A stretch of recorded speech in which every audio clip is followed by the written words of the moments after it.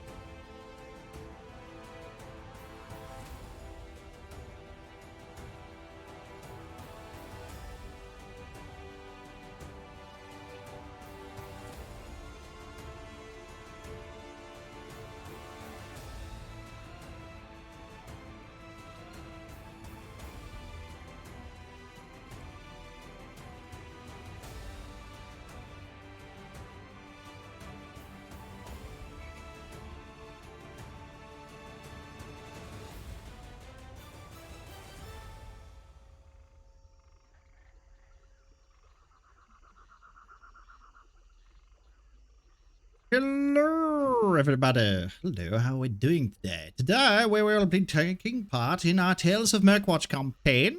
We will be doing session 9. Uh, Troubling Respite. And let's say hello to our players today. Hello. And wait, that's the wrong. Let me just click on the Discord, because fucking keybinds don't work on this fucking annoying shit. Hello. Hello. Hello. Hello. Our lovely DM has arrived. How are we Hello, doing? Mr. DM. Today we join our heroes after a long and arduous campaign. Let's say the last adventure that they got stuck in was something that they weren't quite expecting. Can I get a interesting agreement on that? Yes. Yeah, we got stuck in ruins chasing down undead that were actually just controlled by funky plants. Well, there was weird magic man and that was me. And Chase ate a funny thing and his head exploded, I think. So, the party had spent the last few days resting after their rather dangerous mission to the North Camp. Upon being ambushed, they had decided to take the fight to the bloody scabbards and attack their hideout. Upon further investigation, the scoundrels' camp turned out to be some sort of elvish and dwarven facility, long buried under the overgrowth. The vile experiments and the lives that were lost in these echoed halls were thank you. Were basically, luckily, our heroes had rescued Nathaniel from his fate and returned some of these Greyhawks to their senses. The vine-like parasite now known as the Sown seemed to have a way to alter the minds of its host, turning the most loyal soldiers into vile beast-like creatures. Yet some still had sentience, like the hooded figure, who had managed to escape the party's grasp. The name Jadal has began to linger on the party's lips. Who is this man? And who is this Newdhearth? Why are they so suddenly caught up in the middle of a conflict that involves these two figures? And why is this why maybe the elves, for instance, were being so cautious to actually introduce themselves? Perhaps the dwarves also. The only things that seems to matter now, however, is that the awakening of this structure has aroused the once sleeping landscape, and the Greyhawk sorcery branch has had, since they've had no luck in Murkwatch for about a year now, this has like been the only step forward into their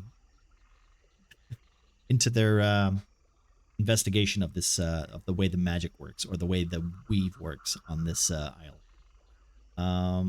Nathaniel Garrow had reclaimed his position in the Greyhawks and was quickly promoted to acting captain of the scout branch, meaning that his position is now available. And with that, we will cut to this weird way we're kind of playing out today's session, where it's being a time skip, but we're basically going through it at a week at a time with our players. So we'll see how this goes. This might not be the best way to do it, but it's an experiment, and this is more of a role-playing kind of episode, so we'll see how it goes. All right, speaking of, Panda, it's been a week. You've found yourself getting out of bed or climbing out of the closet after adjusting the carpets and curtains that you've been using as linen for the last couple of days. You've been called to the command center of Murkwatch to talk to Harkin himself. He has a couple of words to say to you. Nathaniel meets you halfway and basically pats you on the shoulder. As you walk into the command center, you hear Harkin essentially shout out to the both of you. He looks like he's more talking to Nathaniel than you, but considering you're um, you know, you look up to your commanding officer. You always have done, and now with the reward of basically getting some of your long accustomed friends that you've met since you've spent like what 2 months here in Murkwatch. You've spent at least another month longer than the other party members have. You are Yeah. essentially one of the last batch of you were on the last ship, so you have a couple of friends that are that's are really glad to have rekindled like the friendship with you. They're happy that you didn't murder them because you thought they were weird zombie men. And as you enter the office, you hear Harkin basically shout this out. We've received a letter from the elves. They've sent a contact, and it appears that they're willing to parley with us. Because of our actions, despite it being a sheer accident or not, it's a good first step at tying relations with the folks of this land. However, though, it's best to remain proactive. This Jadal figure is to be detained and taken in if we can. But, from what I understand, and from what the stories that you two have told me, he's been alive for around a century.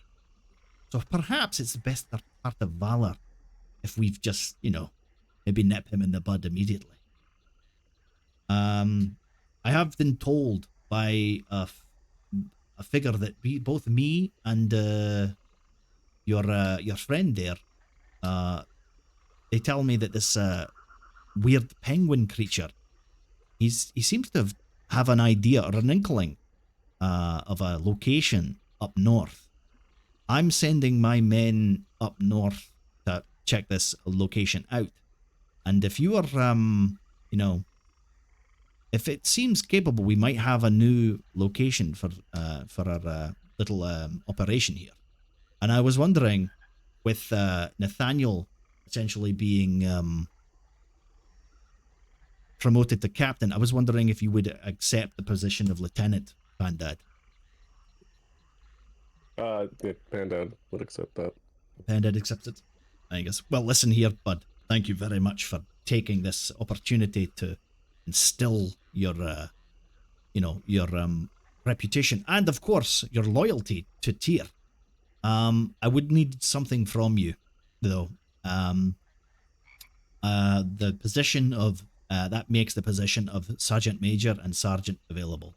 So if you could at some point please infer what was his name? And he basically takes a big piece of paper out and he starts scatting down the piece of paper, looking at it. He goes, it's Sheodur.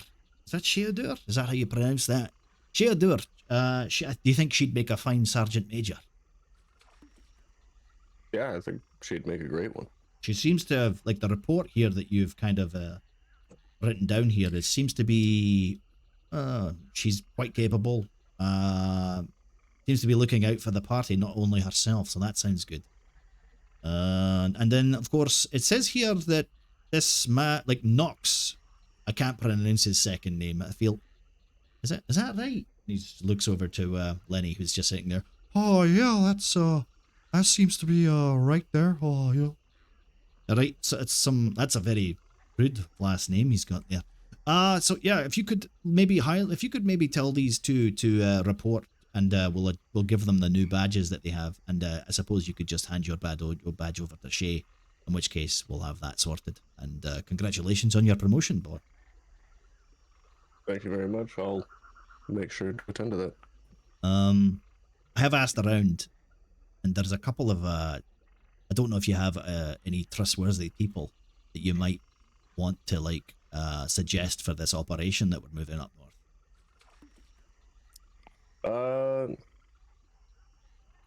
I don't have any names for people. Well, you don't. You can just say yes and just be more vague about it if you like. We don't have to go into actual. Yeah, we don't have to go into actual specifics. It's fine. Yeah. Gotcha.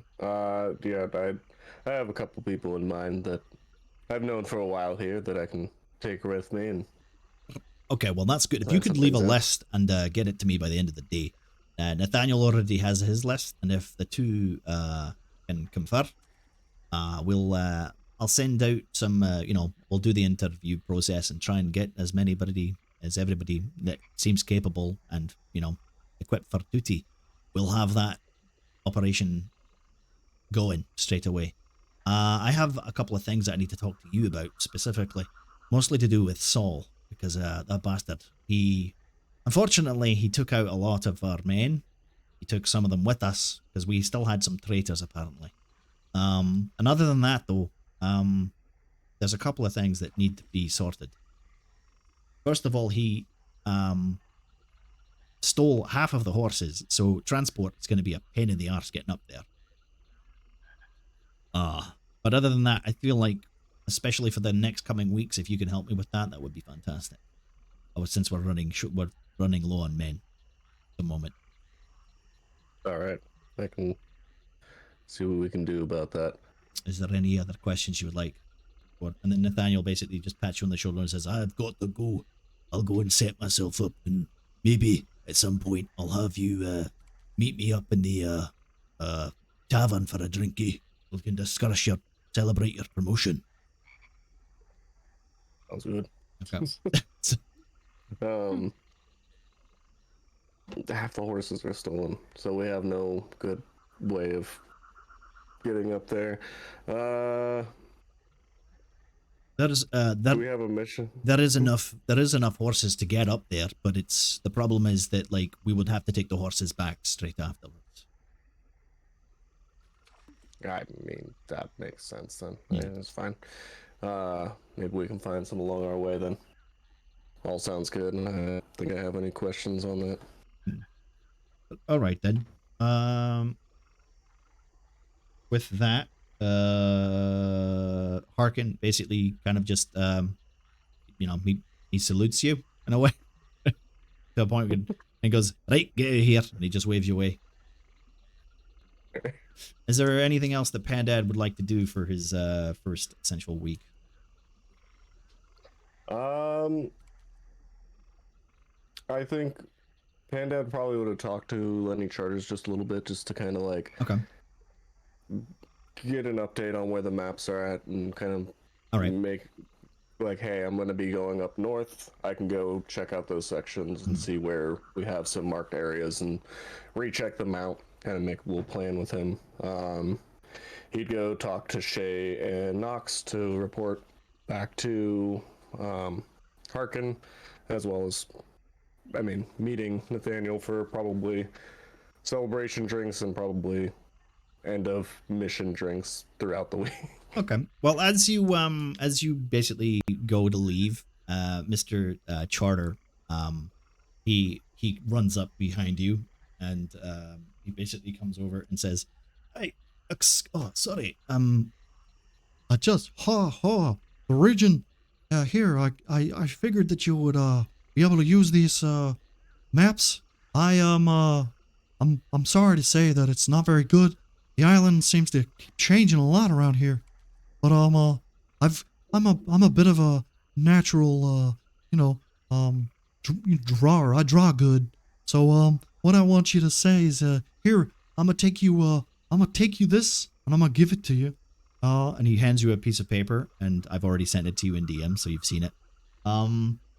That's the region here it's massive, and unfortunately, I've only been able to make predictions and draw out some lines.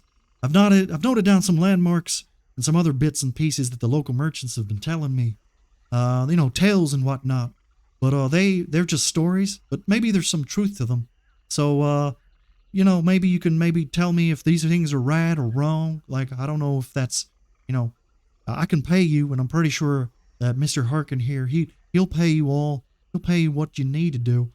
But what I want to know is just I don't want to sell factually inaccurate maps, if that's something that you could kind of agree with. And also, since we're all here and gathering information, I feel like it might be important to maybe keep that a secret, that map, because if it gets into the wrong hands, then all sorts of people can maybe use that to find maybe secrets and stuff that we don't want other people to know. So I'm only handing them out to trusted individuals right now. I hope that's okay for you. I will make sure to keep that a secret and kind of tuck it into jacket or whatever, the front pocket of my jacket, essentially. Okay. Keep it a little closer to myself.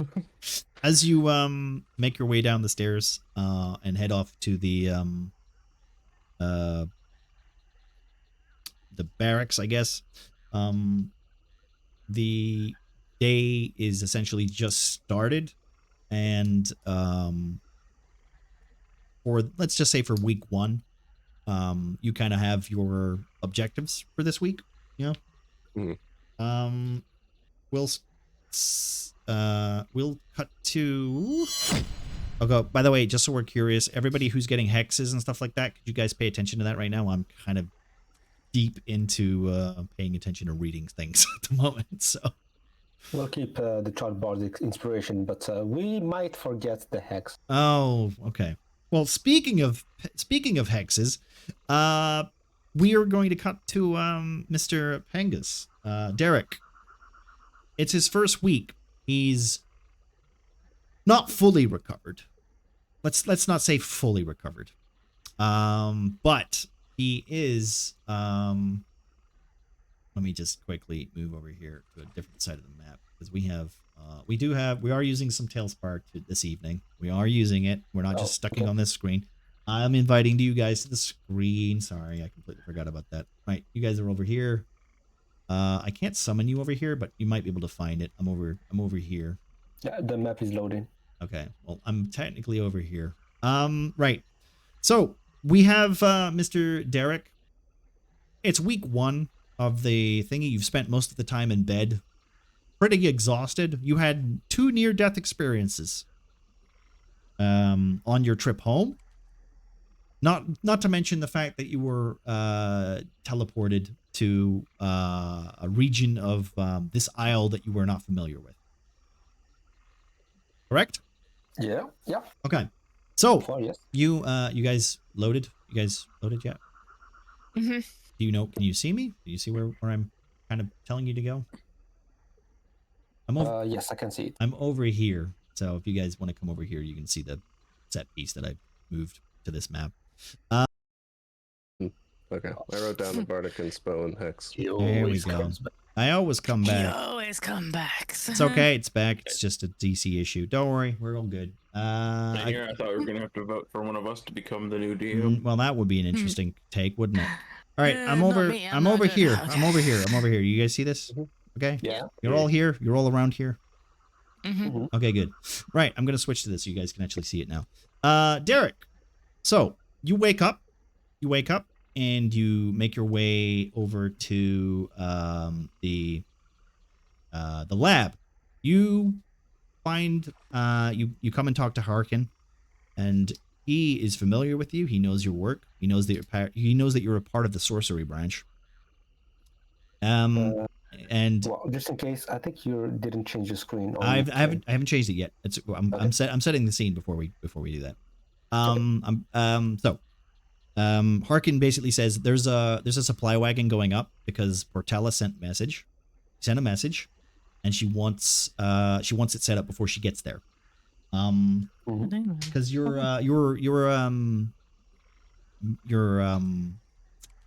what's the word I'm looking for? Your magical superior is very kind of like, she has a very specific way of wanting things done. So upon you basically being in charge of setting up this research station for her and her other apprentices, that's essentially your job for the first and second week, besides all the other stuff that you kind of want to do. Because I know that you are essentially wanting to do more research into this magical, lab itself. Yeah, the lab and the magical entities, which are essentially these 4 spell-crafted nexuses, essentially. I think that was the term that we basically kind of resolved to. All right, so we have our boys here. We have our things. And as you enter the lab, you are surprised to see that the lab is already set up. And you have Miss Portella Goodbody literally sitting by a table, reading through some scripture, with a small boy with a hat that's far too big for him in the corner, with a cat that seems to be running around his legs. And she's not looking up from her book. She's clearly too enthralled with what's going on right now. Let me just see if I can get a better screen for this, because technically this is just a segmented part of a different map. All right, there we go.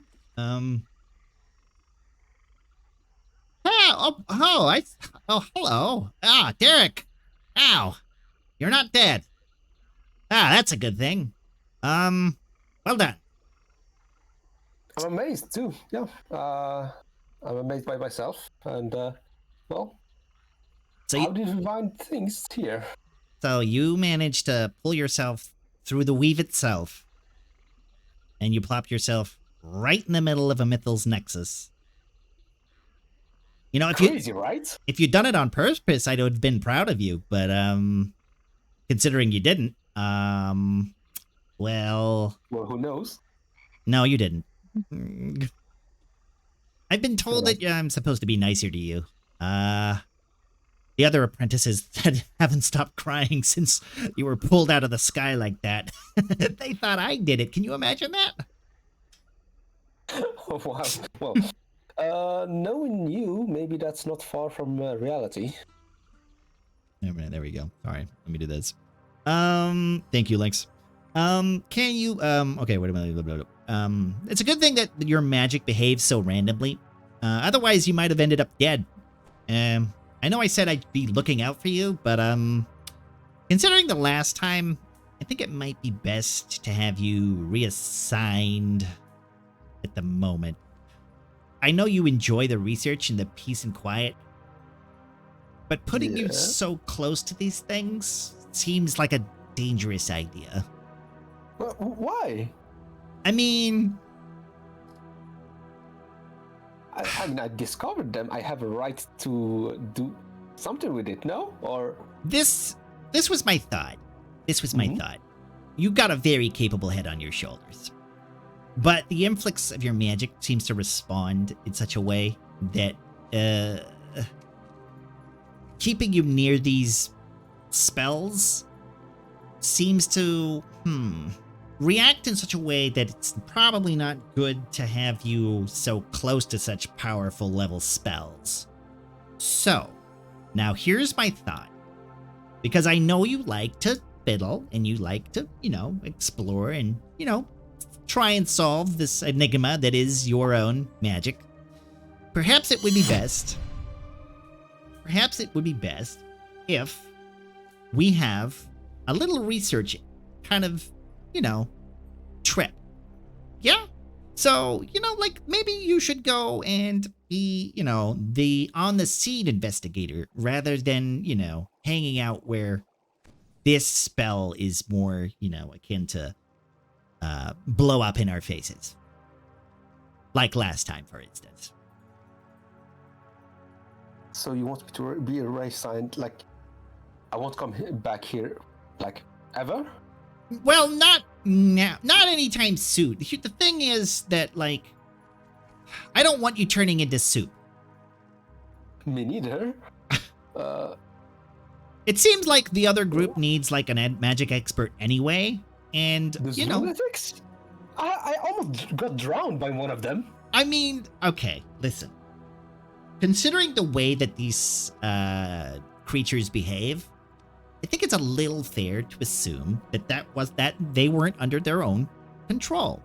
And if you think about it this way, they need someone like you to be able to teach them about the fears and dangers of arcane magic. They don't have anyone.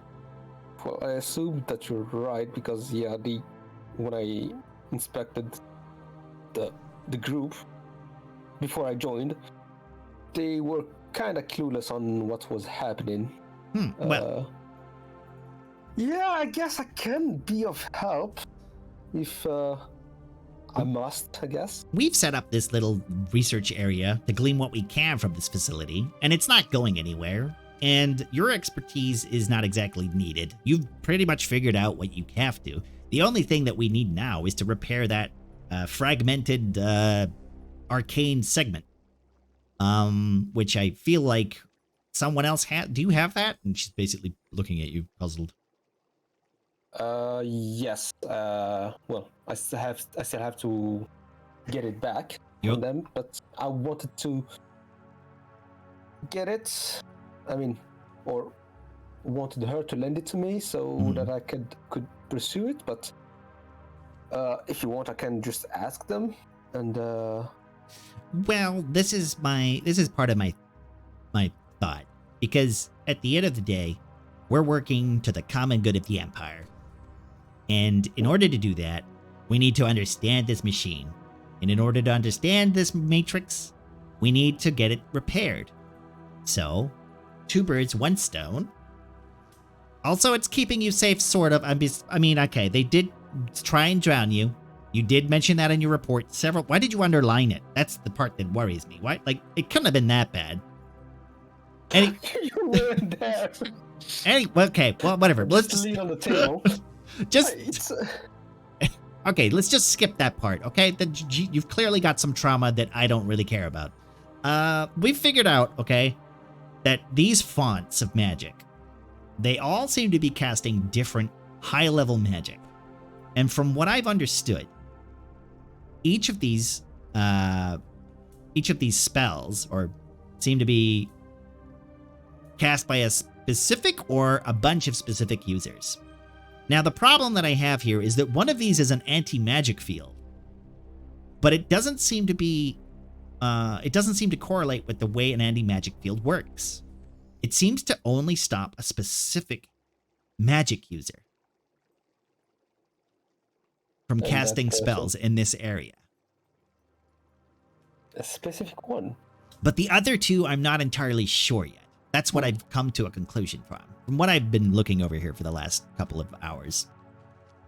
Can I at least have some time to research? Like, You're welcome to do as much Some days. research as you can here. I will not throw away your expertise. But I have little Hamish over here, and he's basically your replacement now. I'm sorry to say this, but you know, you were gone for a whole week. I mean, I needed somebody to take my notes. who? Where?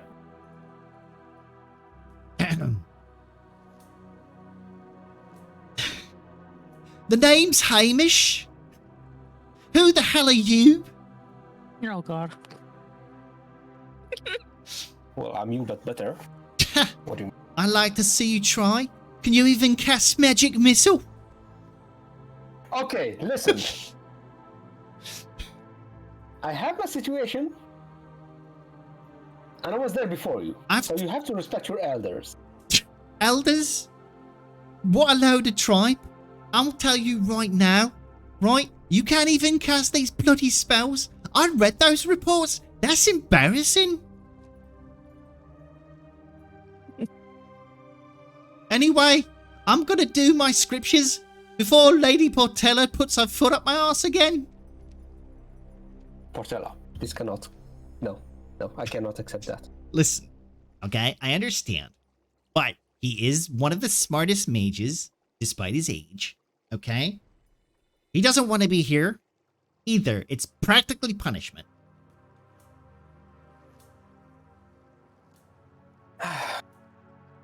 Why is my mouse behaving like that? There we go. Nope, wait. Alright, something is happening with my...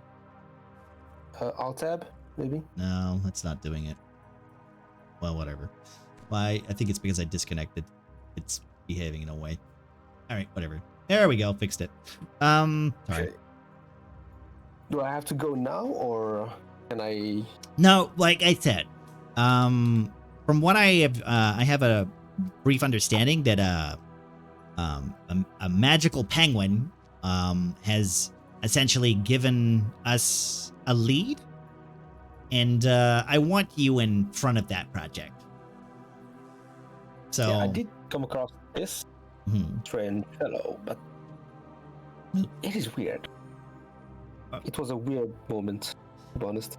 The weird moment. Well, listen. As I said, and I'm pretty sure you are one who is also familiar with this.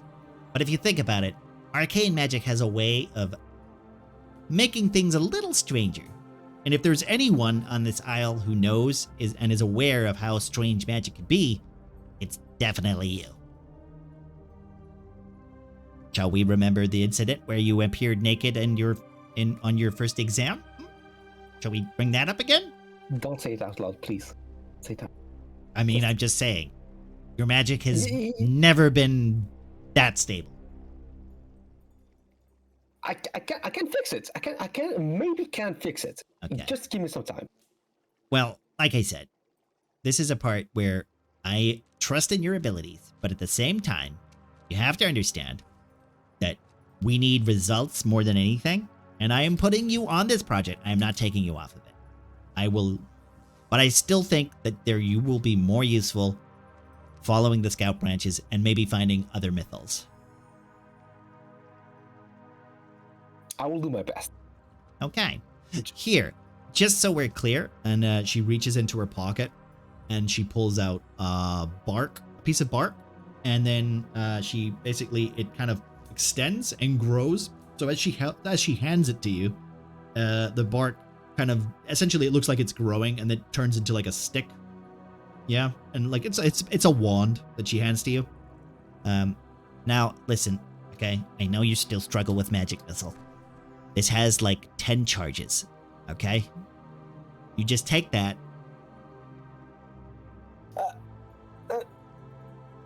Come on, I'm not that pitiful. You just, take it and just take it. Just take it. Okay. And also here, and then she reaches into her other pocket, and then she pulls out a small orb, almost like a little pearl, but it's see-through, it's glass. And then she hands it to you. What is this now? This is just so that if I can find you, if I need to. Oh, okay. Okay, well, I put it in my pocket, I guess.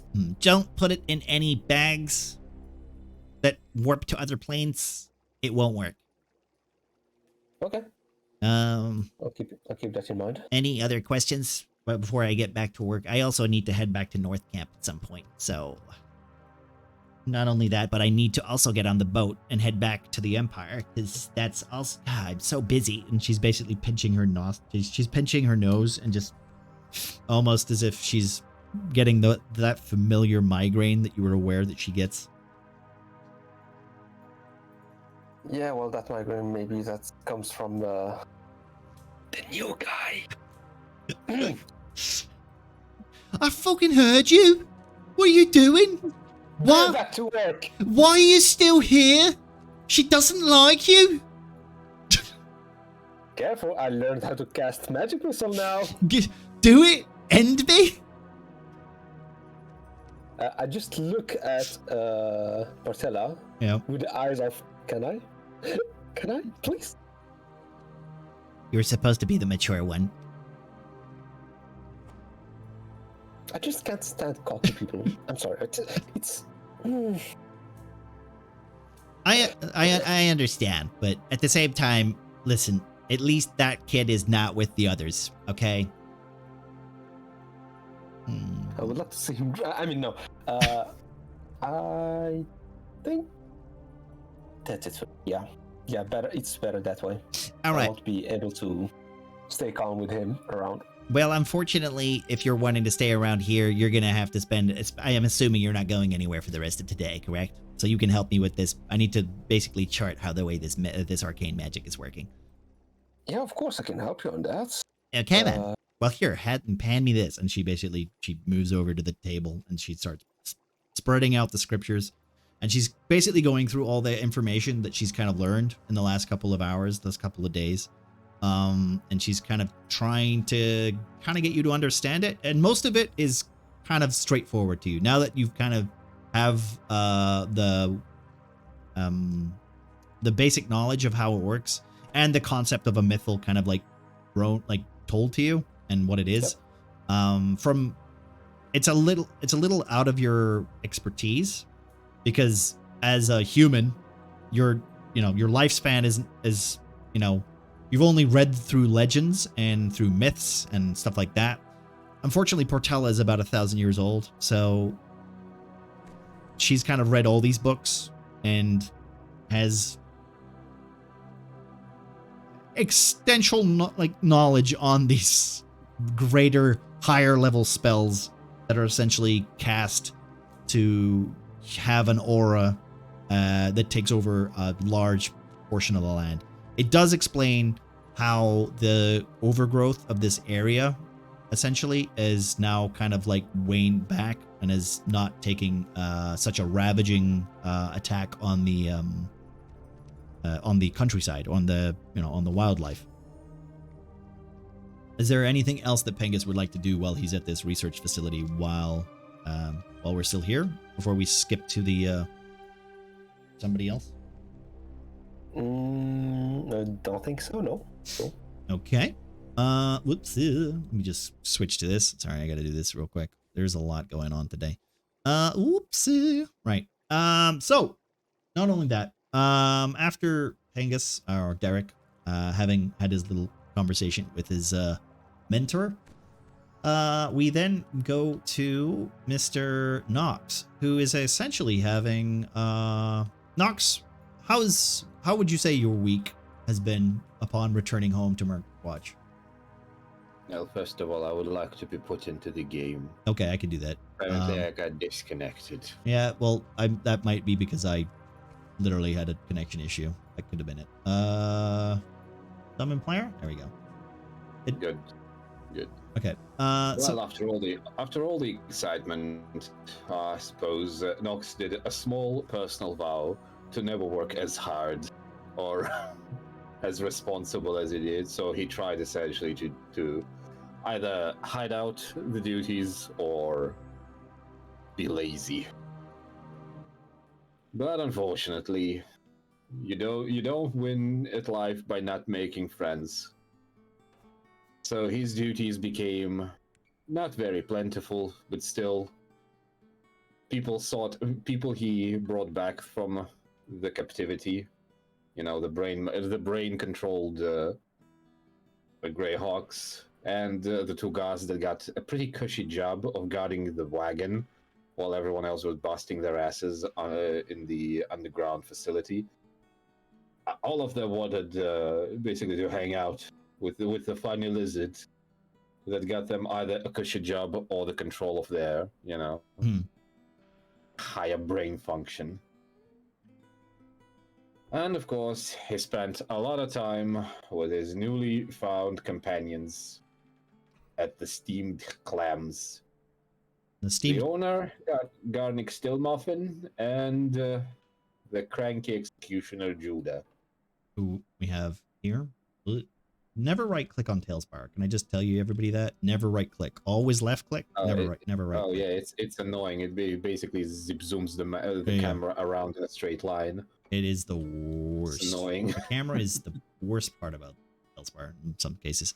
All right. You learn to use the middle mouse button a lot. Yep, that's essentially what I do. All right. Okay. So upon another, let's just say that this is later in the first week, like an evening of the first week. Knox finds himself his guard down a little bit. He's had a couple of drinks with his so-called friend Garnick and Crooked Judah. So-called. Drinking buddies. Drinking buddies. Yeah. He wouldn't say friend. He wouldn't say friend, but he doesn't use that term. Like he's not a guy. Can I have my real friend on the map too? Oh yeah. Oh, fuck. I guess. Give me a second. Yeah. Sorry. It's okay. It's all right. It's my own fault. There we go. Oh my god, he's fucking huge at this point. Can you can't change the size, can you? You can't change the size. I can't change its size. It's also really misty outside for some reason. Well, it is an evening. Yep, it is. Right, let me just change his size. Sorry about this, guys. All right. Yeah, it's fine. Make it miniature. But yeah, after a good portion, a good several scouting missions, guarding duties, and everything else, No, Nox grew to like the steamed clams purely because not a lot of people here are spending time here, given the fact that there is a much more approachable establishment nearby Right, there he is. with much better food. Well, for a dragonborn. Yeah. Okay. As you find yourself having settled and enjoying your evening, you drink back your ale, and then Garnick leans forward. Now Garnick is a rather stout, hefty man. He has the breath of someone who drinks way too much. There's like crusty bits in his red beard. He's got a very shiny head. You can tell that at one point there used to be a mohawk there, but it's like his mohawk days are behind him. He's not. The last time he picked up an axe was probably to cut some meat. He doesn't look like much of a warrior anymore. He's kind of more of a like a custodian sort of, more like a chef, I want to say. Like he basically is a businessman. You can kind of get that from him now. He leans forward, his bare arms kind of bleached from clearly like he's done a lot of work in the sun. Not somebody who goes underground a lot anymore, as most dwarves do. And he leans forward and on the table. Listen, laddie. You've got a sensible head on your shoulders. And you know when to tuck your tail in. I've been getting some loud letters. That wee machine you lot turned on. It's been giving us some new neighbours. You know anything about that? Mind the breath, old timer. No clue whatsoever. What the reports say? I've had a route through the marches to get myself some, well, supplies, you know, that I need. The problem is that some nasty wee thing has been picking off my men, and that's not very good. Especially when I can't pay my bills to my, you know, neighbours east.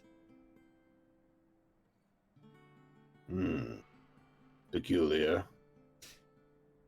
I used to have an arrangement with them, and it kind of needs settled. And unfortunately, I've had to let the authorities know. Which means my hands are kind of tied. I can't pay these neighbors. Let's say neighbors. So I've kind of got an idea. And considering our new friendship, I figured that maybe you would maybe help me out with that. Well, that's a friends of four, I suppose. Drew, do you have anything to add to this interesting development? Is he around or He's literally behind you, like just leaning against the walls, just staring at the door. Yeah. He's almost at this point in the evening, he's probably like using the cold stone to like keep himself up. Like he's like, I'm sober. I'm sober. I'm not gonna throw up. Yeah, that's enough out of him, I suppose. Sure. It does sound interesting, and there is some coin in the deal, right? Well, let's just say I'd kindly like to ask you, since you are my new friend, to maybe head out east and try and negotiate with this bandit king. Sorry, neighbor. Neighbor. The king of neighbors. The neighbor king, aye. Neighbor king. Because the last king I had, my last neighbor, well, we had an understanding, yeah? But this new wee shite seems to think he's unstoppable. My old shipmate Yo-Yo, he's either dead or he's in hiding. And I kind of like that bugger. So I'd be in debt if you could find him and take care of this. I don't see why I wouldn't do that. It would also solve some of the wee recent bandit attacks that, you know, you lot have been worrying about for the last couple of weeks. You know, I Yeah. scratch my back, you scratch my back too. You know, that kind of thing. Pretty sure that's how it goes. Isn't that right, Judah? Again, shut the fucking talk to me. Fucking, yeah. Yeah, I have just a hand for this, I suppose. Just mind the claws. Let's see. Let's see if I can convince a couple of people to join me. I ain't going there alone. I wouldn't. And I take it you don't have a lot of muscle to help out either. I We're must. keeping this on down low, or we can do this in official capacity. The official capacity is there. My problem is that the legal side is fine. From what I've let the authorities know, they're aware. Ignore. I understand. But there is some hidden elements that I wouldn't like the Greyhawks themselves to know about. What should we avoid? In all honesty, it's very simple. That new Bandit King just needs to be replaced, and I would pretty much love to put my old friend there. The problem is, if my old friend is dead, well, we might need a new one. If he's not, then he needs to be found. And that's about all I can say. The less I know, the better. If you can solve it for me, I would be in your debt. Sure, but don't forget the details right now. I need to know more about this friend of yours. Alright, what do you need to know? Last location. Well, Being seen. east. Where would I even attempt of finding him if he was about to go hiding? Any places I might check? Maybe. If I was Yo-Yo, where would I hide? He gives him ponder, scratches his whatever the hell that beard is now. Like you're not really sure. You think it's beer, and you think it's like chunks of cheese and God knows what. It could be blood. That's got it. As he's scratching at his chin and giving thought to it, I guess you could check out the Adora. He might have returned there, maybe left a clue for my men to find. The problem is that I've not been out there for a while, so. Last I heard, Adora sunk. Adora did sunk. It did. But it was. So, I'm sorry. Are you sending me in the underwater voyage now? No, I. Come on, boy. In the last 2 seconds. Got no sea legs. My point being, the Adora was a ship that crashed. And you know that. You've seen it before. You've told me stories. That crash, though, ended up on the coastline. And that's essentially where most of the bandits relished from that. And that's also kind of where most of them got all of our weapons. He just starts coughing up like cheese and bits of whatever the hell he was eating before he calms himself and goes, right, oh, excuse me. Oh. But that's basically, don't let the Greyhawks know this because they're very embarrassed about it. But that's essentially where their first shipment of weapons went. Did you know? So they don't know where the weapons are. Do you know how many deals I had to make in order to get those back from that thieving bastard Yo-Yo? Do I want to know? It's better. No, it's better. Listen, I like Yo-Yo, right? He's a very good businessman. The problem is, he's crude when he has the advantage. That reminds me of someone. Well, like I said, I don't. I hope he's not Yay, dead. high. Bald as a cube. Yay high, bald. Scraggy. Well, I don't know who you're referring to. He's clearly like. While we're chatting, I suppose Nox will just pour a little bit in the tiny cup to slit it in front of the croaker. Okay. And this little toad friend, which still missing. Yeah. No, it's there. Oh. It's on the table here. I can't see it. It's here on the table. Actually, oh, yeah, I actually can't see the details. Oh, give me a moment. Oh, okay. Well, no, I can see things. Now I can see. Everything was kind of moved too low.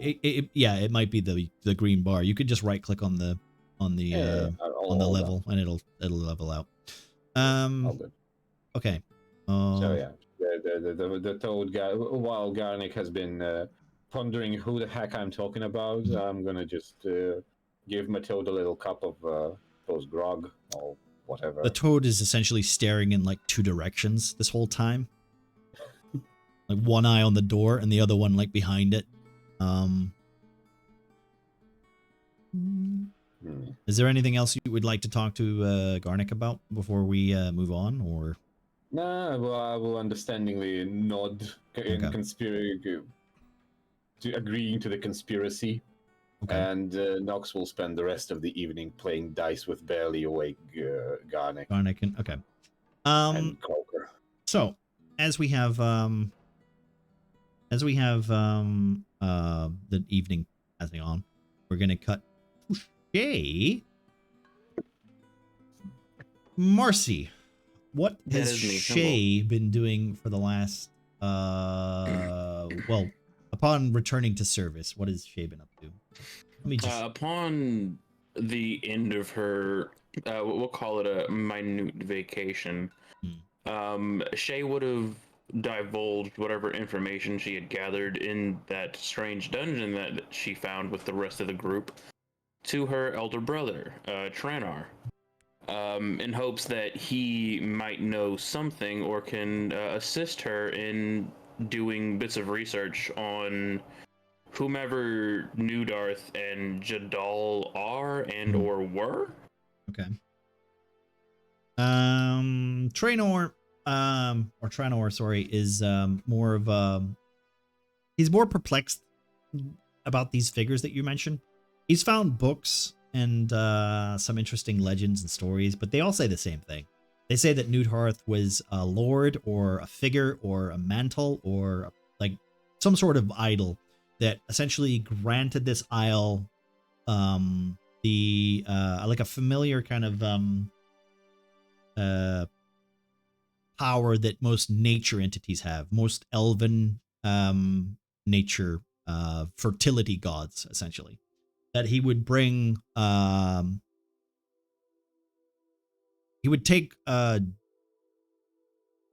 desolate soil and he would turn it into a fertile landscape. He could take rotten food and turn it into an ample bounty. He could essentially grant take the driest springs and make them into waterfalls. All of these stories that he basically kind of recants to you are more akin to just the nature of a very powerful entity or a god that just seemed to have essentially at the very beginning of the historical period where all the myths were kind of like like grand stories, kind of like fairy tales, where there was no like middle bits where it gets dark. Like not Old Testament kind of stuff.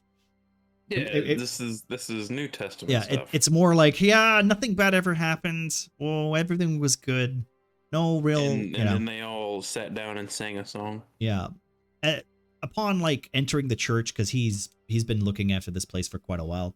He's been doing a lot of cleaning, scrubbing away his duties have essentially been scrubbing away all the growth, all the moss, all the leaves, and then the next day it just grows over because the curse of Murkwatch is essentially just it's been putting pressure on Tranor's will and his spirit and tear. You can kind of feel that frustration because he has been at this for a year. You've only been here for, I want to say, 2 weeks. And he's been here for at least a year. You can see it in his eyes. He's got like a very sunken expression. He wants to push his resolve and tear a little further, but there just seems to be no respite for this man. But he's clearly devout, and he takes his lesson seriously. He's always been this way too. Like even growing up, your brother has always been this kind of man. Yeah, a little pushed by your father, most likely. Dad was a weird one. So we have when he takes you inside and he basically kind of shows you the scriptures, he shares these books with you. He even says you can keep them. Because there are so many copies. Like there seems to be like this draconic emblem on the book, which is essentially like what it looks like a dragon mixed with like that serpent kind of motif that you're familiar with all the gold coins and the platinum coins that you've found. Yeah. Also the medallion that you technically have, very similar to that too. That funny ingot. Yeah. There's some of the statues, most of them are crumbling. And there seems to be this area specifically.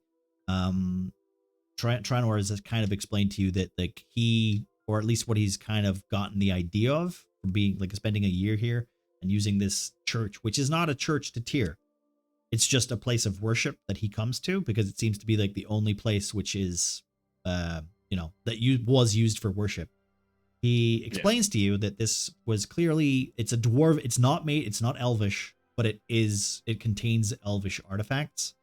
It's clearly dwarven. It's been crafted by dwarven. So this whole area used to be like a mixed settlement almost. But like it clearly hosted elves and dwarves. You can tell also by like the iconography of the building, like there are faces of like old like dwarfs, which you can't really put names to because you don't know the history of this place. Not a lot of people do know the history of this place. The only things that you really have any familiarity with is the dragon iconography, the serpents, and some of the words that seem familiar about like Newdhearth and all these legends that essentially Trinor has told you. Let me see. Is there anything else? I think. Yeah.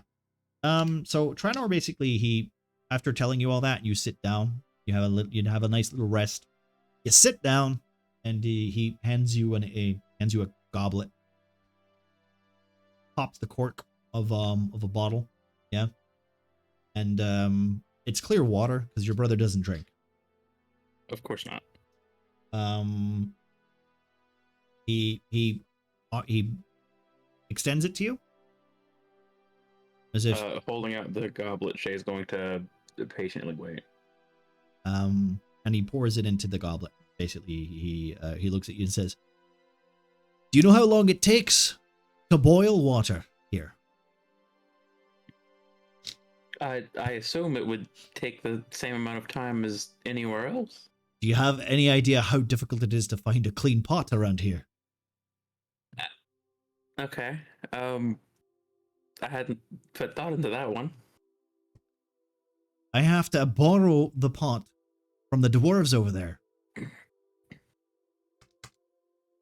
The guys over there next to those barrels? Or jugs?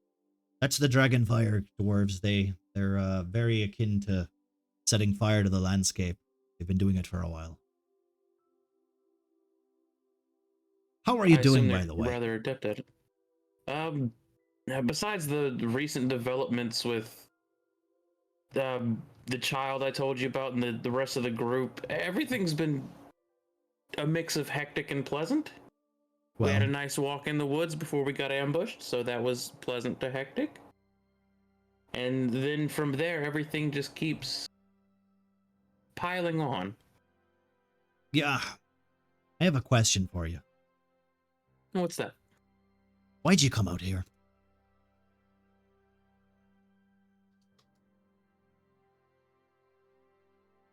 I got tired of the scenery and I missed you. It had been a long time since I got to see you. but whenever I arrived, I got roped into a bunch of nonsense and ended up outside of the city walls within a day. What are you doing right now?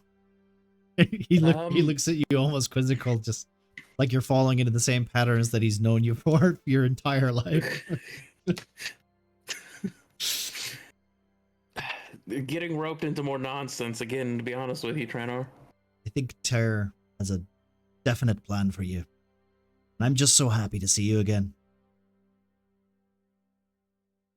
His plans are confusing, but it'll make sense eventually. Tyr has a way of making the light be seen. I'm just a little upset that you didn't come and see me straight away, that's all. And he basically pours himself some of this water and then just takes a sip. I know. I'm sorry. Within the first day I was here, I had to arrest somebody, and then from there we had to escort Dragonfire up north, and there was a bandit camp, and everything hit the fan really quickly. I should have stopped in, but I didn't have the time to because I was preoccupied with other things, and I'm sorry. I'll tell you right away that it's fine. I'm just glad you're okay. Tyr has been watching you since you were a pike.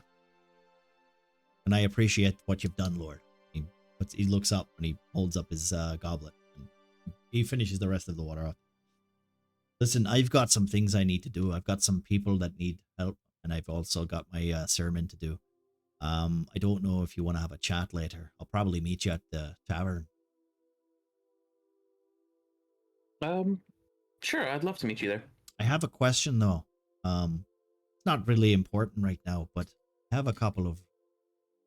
Some of my flock have been coming to me worried. This place instills a lot of frustration in people. And I want to say that I try my best, but even now I'm wavering with my own resolution. I might need a little bit of a help from, not to overstate the fact that you are part of the Empire at this point, but you do have some pull, especially with your, your little unit there. Could use a hand in, well, some folk have been going missing, and I don't like to think pessimistically, but well, it's been weeks now, and well, kind of looking for more than just the belief and steer to help me here. I might need your assistance.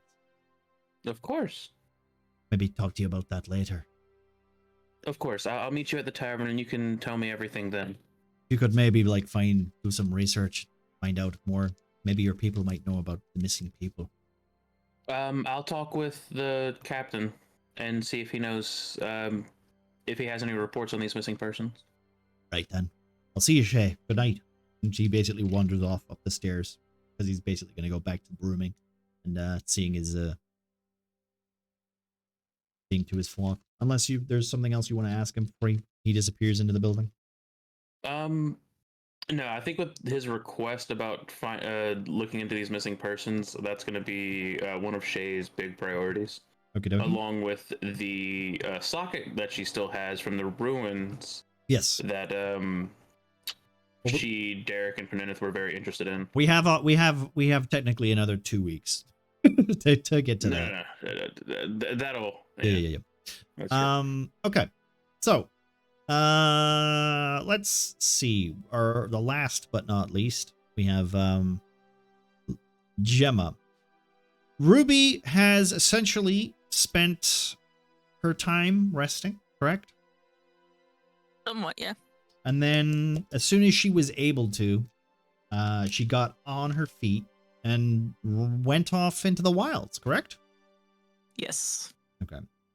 So for the next two, since you technically said you spent the whole month running off and doing some nature hiking as well as some patrolling, kind of scouting ahead of time, like without even telling anyone. Did you tell anyone before you left?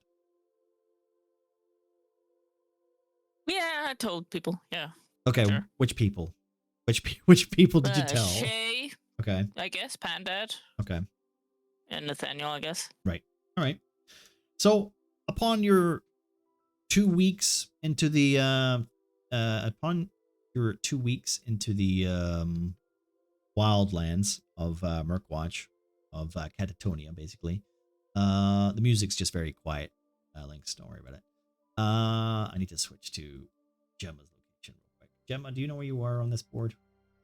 Can you Yes, find? I'm at myself. Okay, good. Just stay there while I on you. Like, there we are. All right. So, let me do this real quick. Let me do this, and then do this. Okay. Ooh, it's nighttime. So, Sorry. you spend most of the first week kind of taking care of yourself, doing the usual thing. When you and your mother and father, you would usually go into the mountains. You would hunt wild beasts, and you would find yourself enjoying the mountain air. You'd find yourself sharing stories and alcohol, even smoking some pipe weed, you know? Just Oh yeah. just enjoying the whole atmosphere of being with your family. Until that one day where that hooded figure snuck into your home, took your mother and your father, and changed your life completely. This all led to you getting on a boat and heading to Catatonia, hunting down the man that murdered your parents.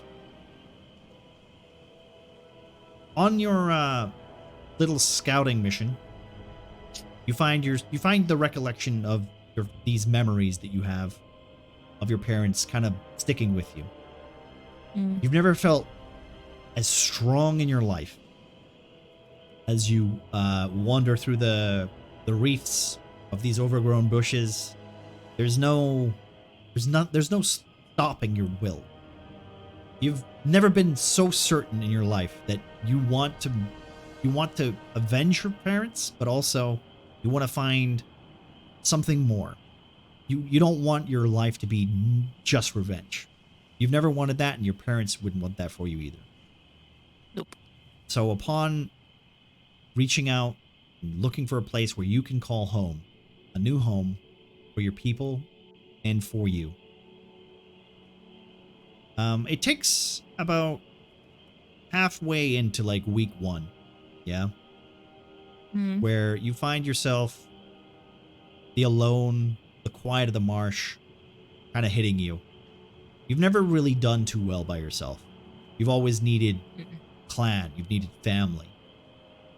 But you find yourself huddled over a fire, the flickering dashing in your eyes as you think back to that hooded figure mocking you, staring into you as you are frozen there in fear, inhaling that horrible substance, essentially stopping you from getting that revenge that you wanted. I need you to roll me a d20 for a perception check while you're resting for the evening. A 7. Wait. It's with everything else. Perception. That was perception. Yeah. +2. The evening. No. +3, sorry. The evening leaves you with this feeling of unease. You find nothing that seems adequate. Nothing that seems to give you this homely feeling. If anything, there's a stirring in your stomach. As the days go on, we cut basically to the next day, where you're traveling through the, you're basically doing what you usually do when you're out alone. You're setting yourself traps. You're catching hare, wild beasts of some sort and then using it for the evening. Just keep your strength up. You've been very good at this. As a barbarian, as a clansman, you've got this ability to always supply and keep yourself, strong. This is essentially something your father taught you. And your mother was always the more wise one. The one who taught you these lessons. That strength is important, but also the bonds that you have are also important. These lessons have made you become the person that you are. So, upon setting camp again, this time we're gonna say week 1, middle of week 1, almost week 2. Because you've been out here for days. You're heading north, you're heading east. You're just looking for anywhere that looks like you can maybe set up a little hut and then build from there, chop down the trees, build from here. Unfortunately, the overgrowth is just so intense. Like every route that you take just seems to be overwoven again by thorns, vines, bushes. Every time you rest for an evening, you wake up the next day, you turn around, and the root that you just cut down with your axe is overgrown again. Almost to the point where you're getting lost. Can you make a survival check, please? Survival check.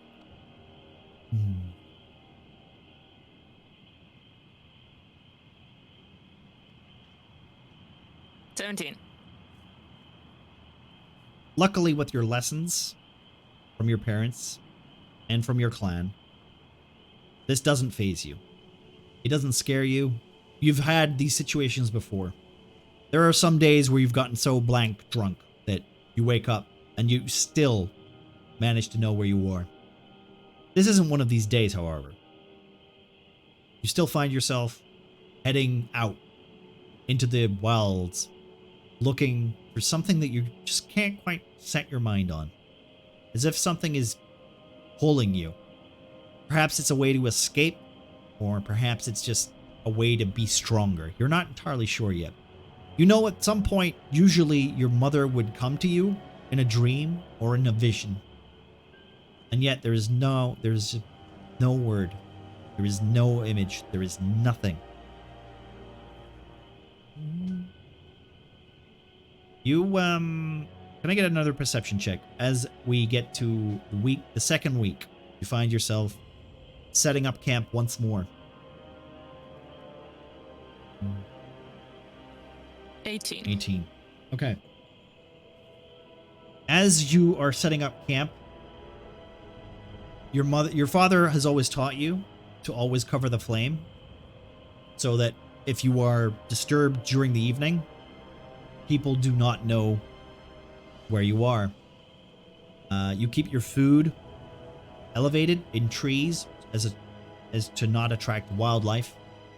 And while you are in the middle of frying up your sack, basically pulling up your backpack and like setting it for the evening, you hear crunching in the woods to the south of you. In that moment, you pause and you stand perfectly still. Can I get a stealth check? Stealth check.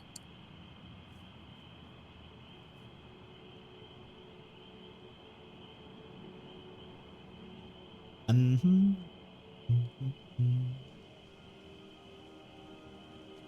12. As you stay perfectly still, holding the rope tight in your hands, your strength managing to keep the heavy load that is your backpack, which you carry pretty much every day by yourself, being one of the stronger party members of this group. You hold steady as you hear the crust of leaves like rustling underfoot. You hear a couple of voices just slightly out of the way of your embered fireplace. When you hear the noises of these, just give me a second. There we go. Where the hell? Do you see her? I don't see her. The boss says that she's one of those people that fucked us up. No, I don't recognize her. She's that quiet one, isn't she? The one with the bloody axe. Keep your fucking voice down. As they walk past, they seem to just not notice you fully. As you just stand there practically in the open, not even hiding, just keeping yourself quiet. In that moment, you see, you hear a very familiar kind of noise. Something that you've heard before, but probably not so much on this scale. As a skittering begins to fill your ears. Not from one side, but from both. As if the forest has come alive. I need a perception check.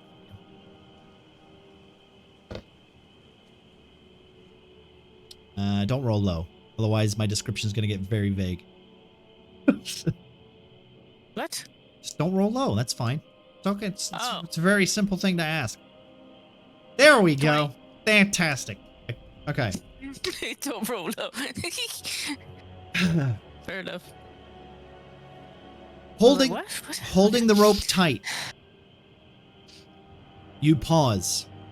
The skittering growing louder, echoing around you.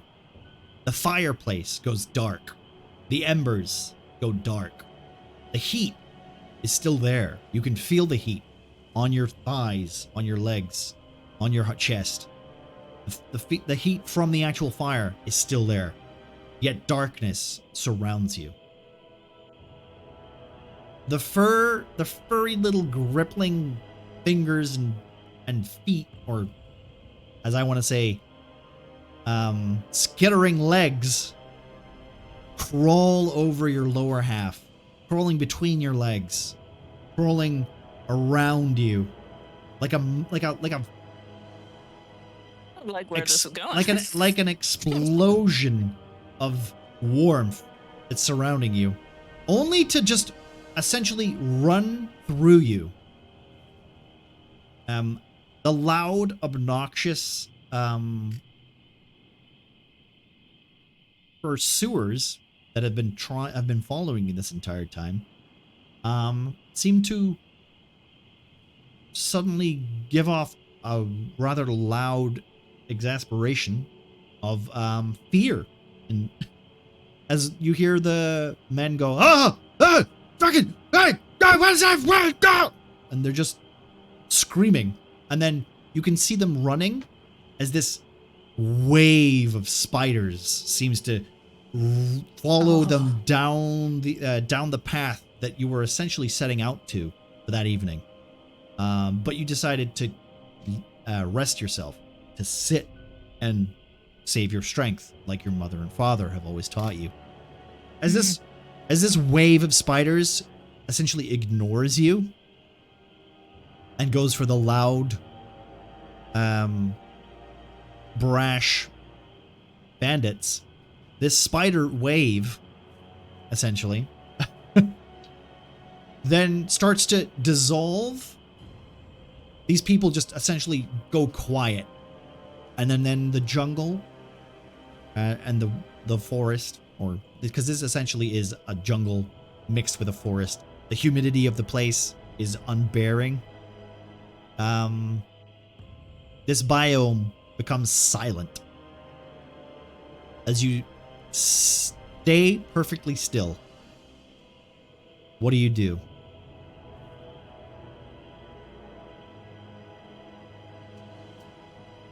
What do you mean, what do I do? Jesus Christ. What do you do? Make sure the spiders ain't there and stay still, I guess. Okay. I don't know. Okay, that's fine. Yeah, that's good. So as you just wait. You're just waiting. You're going to wait them out. Okay. So as you take a position, you just stay perfectly still. You wait. The silence fills your ears again. The wildlife of this area seems to fill fill the surrounding area once more. The threat of this wave of creatures, which you can only assume is spiders.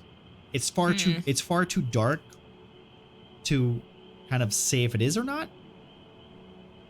I want one more perception check out of you. Hmm.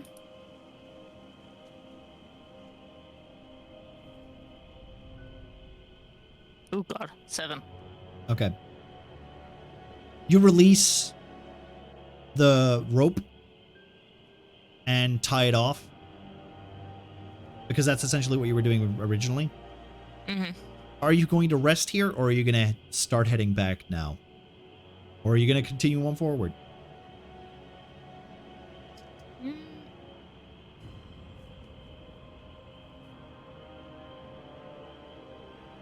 I guess I rest because it's dark, I guess. Okay. So, despite you knowing that there's a threat here, you don't let that deter you. Actually, no, yeah. Well, you don't. Well, I couldn't hear anything. Okay, so you're just gonna rest? Actually, no. I'll continue. Okay. So, you're gonna continue, which means you're gonna rest and then continue. Yes? I guess. Okay, alright. So, as well as there being a threat out here that is kind of dangerous, luckily, during the night encounter with this beast, or with these beasts, this doesn't stop you. It doesn't put you into a mind of hesitation. You want this to mean something. You want to find this thing that can maybe answer all of your questions. Unfortunately, the answer never comes. And you spend the next 2 weeks searching these wilds until you eventually have no other course than to return back to Murkwatch, because you have run out of supplies. Yep. You have no more rations, and you did not find what you were looking for. But nope. You did find that there is something out here, something dangerous, something destructive, and something definitely that the Greyhawks should know about. So with that information, you take it in hand, and you head back to your makeshift home of Murkwatch. So we'll leave that for now, and we will cut to week 2. Which is Panda. What is Panda doing for week 2? So week 2, probably setting up the mission up north to go follow through with Harkin's plans, as well as updating the map that I got from Lenny Charters. Lenny Charter, okay. Kind of making sure those points are still up to date in a sense. Because there's like what? There's the mythical.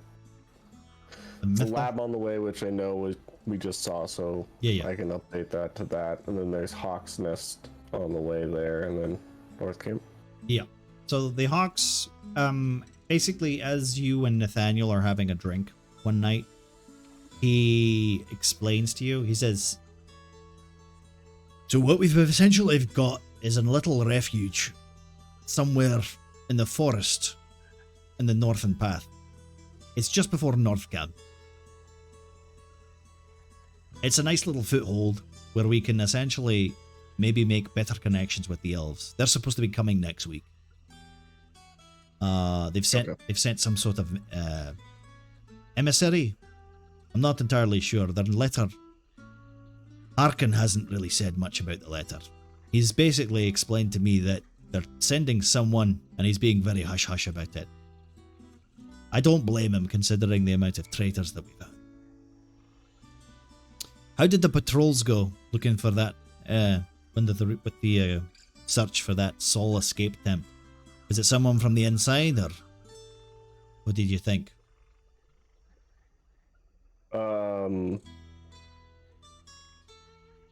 Saul was in the chamber, right? With all the... He was in the cage. Aye. Last time you saw him, he was in the cage. During the escape, he was arrested. He was moved to the cage, and then he was under surveillance. Oh, okay, right, yeah. Unfortunately, during that time, some of his sympathizers took to essentially giving him a little bit more leeway, and they were convinced to assist him in his escape, which led to Saul overpowering some of the guards, killing a couple more guards, stealing some horses, and then heading out into the wilds. The last reports that you had from him was it. Unfortunately, there was no other information that you could glean from it. From going around and canvassing the other people, from the guards that were knocked unconscious to the other guards that were essentially on their last breath, you couldn't glean any more information. I'm assuming that Pandad, being the very careful man that he was, decided to probably let some scouts go after them and go looking for like paths and routes that might essentially be ways of, escaping. Yeah. But considering the way Murkwatch is, and the way the Wildlands is in this area, it's very difficult to find those areas. If only the anti-magic aura affected this area, it would probably be a lot easier to find them. But you do know that he's out there somewhere. You just have no clue as to where to even start looking at this point, unfortunately. Got it. And yeah, so... Oh, sorry, continue. I just kind of would... Talking with Nathaniel, just kind of...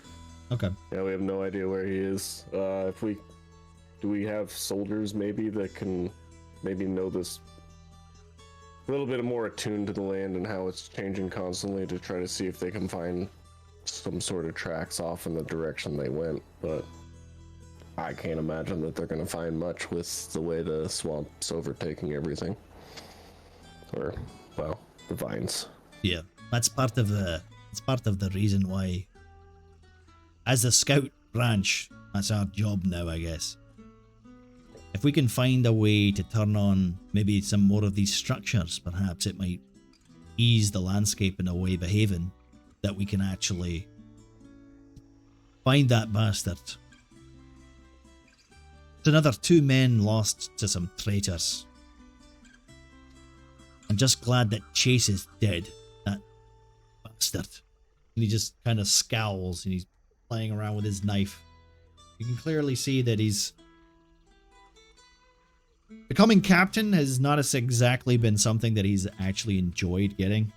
Yeah, promotion has never been something that he's set out on. And essentially he was given the position because of everyone else being either dead or, the last remnants of his squad. There is a little bit of happiness to this man, though. And you can kind of, like, feel that nature kind of blending pretty well with him. And it's probably why you and Nathaniel get on. Because you essentially helped him save his remaining squad mates. And he basically holds you in high regard. He drunkenly kind of admits that when Harkin said that he needs a lieutenant, he put your name up immediately. You've never told me. Are you an actual bear? Like, well, not really. You look like a bear. He's almost like kind of like prodding the idea, like pushing it to you. Yeah. Nathaniel almost immediately, oh, come on, be a bear. Come on, be a bear. I just have to say. I mean, I take a form to hide a past, really.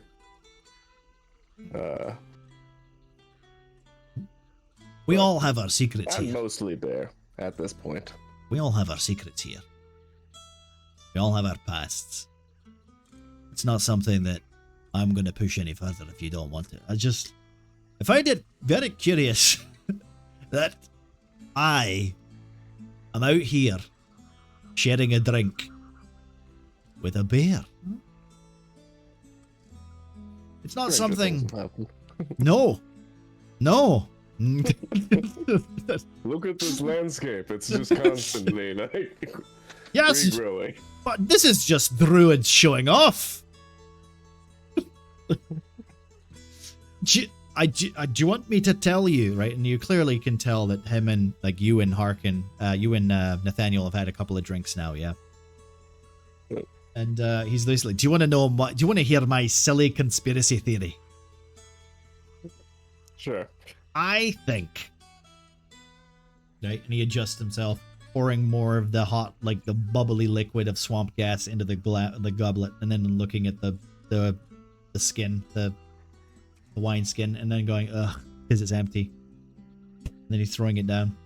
I think it's all a bunch of little peniniffs casting cantrips. That's what it is. To keep me as a bear? Wait, what? Not to keep you as a I mean the overgrowth part. Pay attention. Pay attention. And he's- I think I've had a little bit too much of this. I think it's stronger. I think it's strong. Is it stronger? And they basically he looks for like he starts going through his backpack looking for another wineskin. And then he stops like he's an idiot, and then immediately just turns around and looks at your backpack, and knowing that there's one in there. you don't mind, do you? I toss him one. Okay. As you guys are enjoying your little evening like patrol, sharing the celebration of your news, he basically shares stories about all your past squad mates, the ones that are still here and the ones that aren't. He gets a little bit melancholy about it. You can understand. It's been a rough month for this guy. From a tortured to essentially free and promoted, there's a deep resentment in this man's existence, essentially. But luckily, he has you to kind of rely on and share a tale with. Upon that, though, he looks at you and essentially goes, "So, did you tell the other two if they're going to of the promotion yet? I thought we would be sharing a drink with them."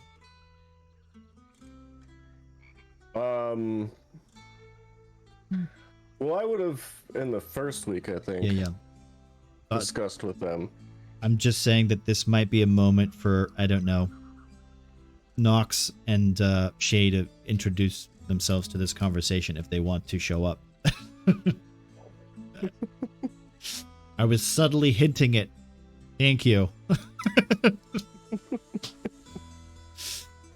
Hello. Ah, there we go. Hello, Nox. I see you've been staying out of trouble. More like trouble has been staying away from me. And you can kind of tell he's he's already kind of hammered. So I realized I started celebrating a little early at the clam. It's alright. We've been celebrating ourselves. We've come Raising on. a You drink. guys have come a long way in a short time. But I thank you too. Well, all three of you, I guess, maybe, for rescuing me. I appreciate that. And thank you for sticking it out and getting justice for my men. Despite some of you nearly dying. That was bad commandership on my part. He Well, we ran off for a little bit. he kind of wavers a little bit and sits back in his chair as you two can have a conversation if you want to discuss some little facts about what you guys have been up to. No, I'm generally. What have you heard of the Adora? Last thing I heard is basically it's sunk. That's all I know. But it has piqued my interest for like ever since I got here. It was kind of wasteful. Just abandon the ship that has been carrying weapons and dragon fire. The Adora. Nathaniel leans forward. Kind of a name that's like hit his ears before, but it's essentially one that's he's only heard stories of, and he has seen this ship because essentially it was one of the ships that was coming and going during his time as a sergeant on this isle. He leans in just as Shay enters. Sorry, fashionably late. Shay's carrying like bundles of paperwork on missing persons. Oh, okay. The Adora was essentially shipwrecked. I want to say about a year ago, maybe around about a year ago. It was one of the first ships that came here. From what I understand, my superiors were telling me that the ship was unsalvageable. The base of it was ripped, and then most of the parts, by the time we got there to try and salvage it, were most of it was gone. And I think that was because of the bandits in that area. What have you got there, Shay? He looks at the paperwork. Bundles of paperwork I had gotten from Harkin earlier this week. My brother had asked me to look into a couple incidents of missing persons. Giza, look at that. I'll have a look at that. Oh, never mind. You know what? I think that'll wait till the morning. I can't read By that. all means, enjoy your drink. This is more of a personal request from my brother.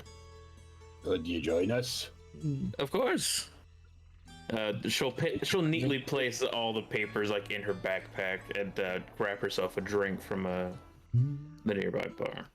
As you spend the evening having a nightcap with your fellow party members, is there anything else you guys would like to talk about or ask Harkin? Nathaniel, sorry. Do we have something we need to bring to this elvish emissary? The elvish emissary? Don't think so. From what I understand, Harkin was basically saying that the emissary will show up. That's it. He's been very vague about it. I think it's mostly because of security concerns. So We're just supposed to be meeting with an emissary now? no, the emissary is supposed to be coming to Murkwatch. Apparently, he's supposed to be supplying some manpower that we're vastly needing, considering half of our workforce is dead or missing or turned traitor. Do we have any? I guess we have reason to trust them for now, since they're trying to reach out for peace. Our main concern here, from what Harkin was saying, was that we, as a empire that is in the Wild West, well, not Wild West, sorry, is in the wilds, we have very little to stand on. Our home is literally trying to get rid of us. We're running out of Dragonfire. The next week, coming in, the new boat will be here. We'll get some new recruits at least. It's, like I said, it's going to be interesting. Not only will we be moving on, but the new guys will be in here next week too. Hopefully, not more traitors. But don't worry, the vetting process is getting a little bit more secure. Oh, so we're asking them more than just a name and occupation. Aye. Nice. We're Not a asking fan shoe of size your too. occupation. Oh, aye. I forgot. And he leans forward, stands up, shuffling from his feet, almost like he's going to fall over. He takes... where did you say... Where is your Greyhawk pin on Pandand? His pin is like... Just holding his cloak up? I kind of holding his cloak, but it's like pinned to like his left shoulder above his heart, essentially. Right. Well, he reaches for it. And he goes, don't mind the... And he unhooks it. And he hands you the new badge, the lieutenant badge. And then he throws the Pandad's badge literally at Shay. Congratulations. Making it official. And then he looks at Nox and says, and reaches into his back pocket. Here. And he throws you his old one. Great. Thank you. I guess Nox almost immediately drops here, purposefully. Yeah. Drops his new badge into his cup with a drink, kind of hinting that others should do the same. Looking over, kind of confused at Nox, not necessarily understanding why. There is a tradition to wash it with booze to strengthen your connection to it. And that just just- like, that makes sense. You can ignore it, but it's just No. tradition. No. If it's tradition, Shade drops it into Actually, a a real cup. fucking thing around and- these parts. So Cheers! I just Not necessarily understanding Nox's beliefs, but seeing Pandad go along willingly with it, Shay shrugs and drops her badge in her tankard and begins to down the glass, I guess. As you guys share a drink, celebrating your promotion, then evening passes with nothing essentially ruining this perfect moment for you and your compatriots. okay. Who died? Yeah. Where are you going with this? The start of week 3.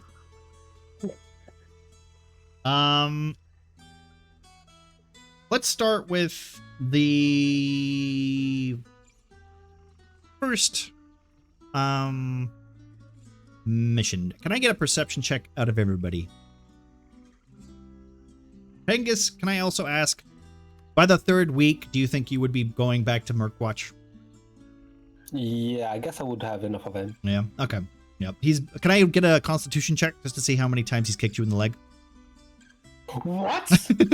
Nah. Am I doing a perception check too? Everybody. I do Okay. believe we are. I just gotta pull it. I have 5. Okay. By the way, there are some 23. inspiration and bonuses and not good. Wait. Yeah, it's okay. All right, give me a second. I got disadvantage from snow, Okay. No, wait, I don't have disadvantage. do so I? it's either 16 or it's 16.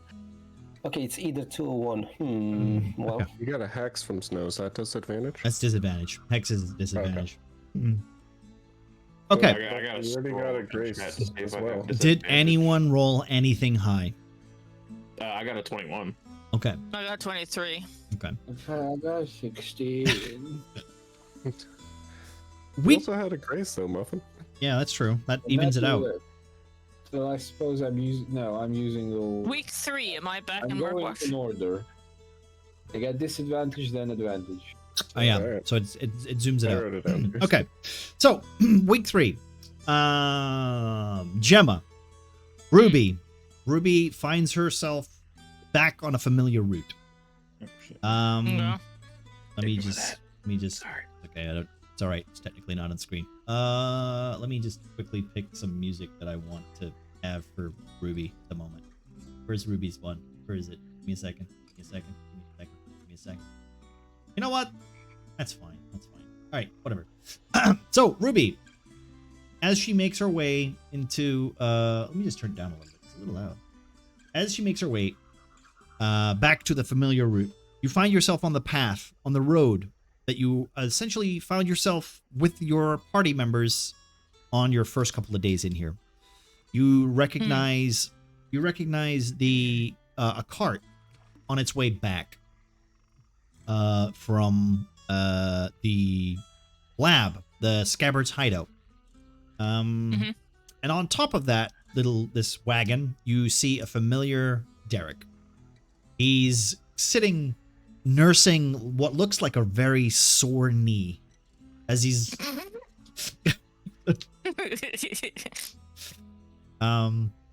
you guys can have a little moment if you want to introduce each, because you've met each other again, so Derek.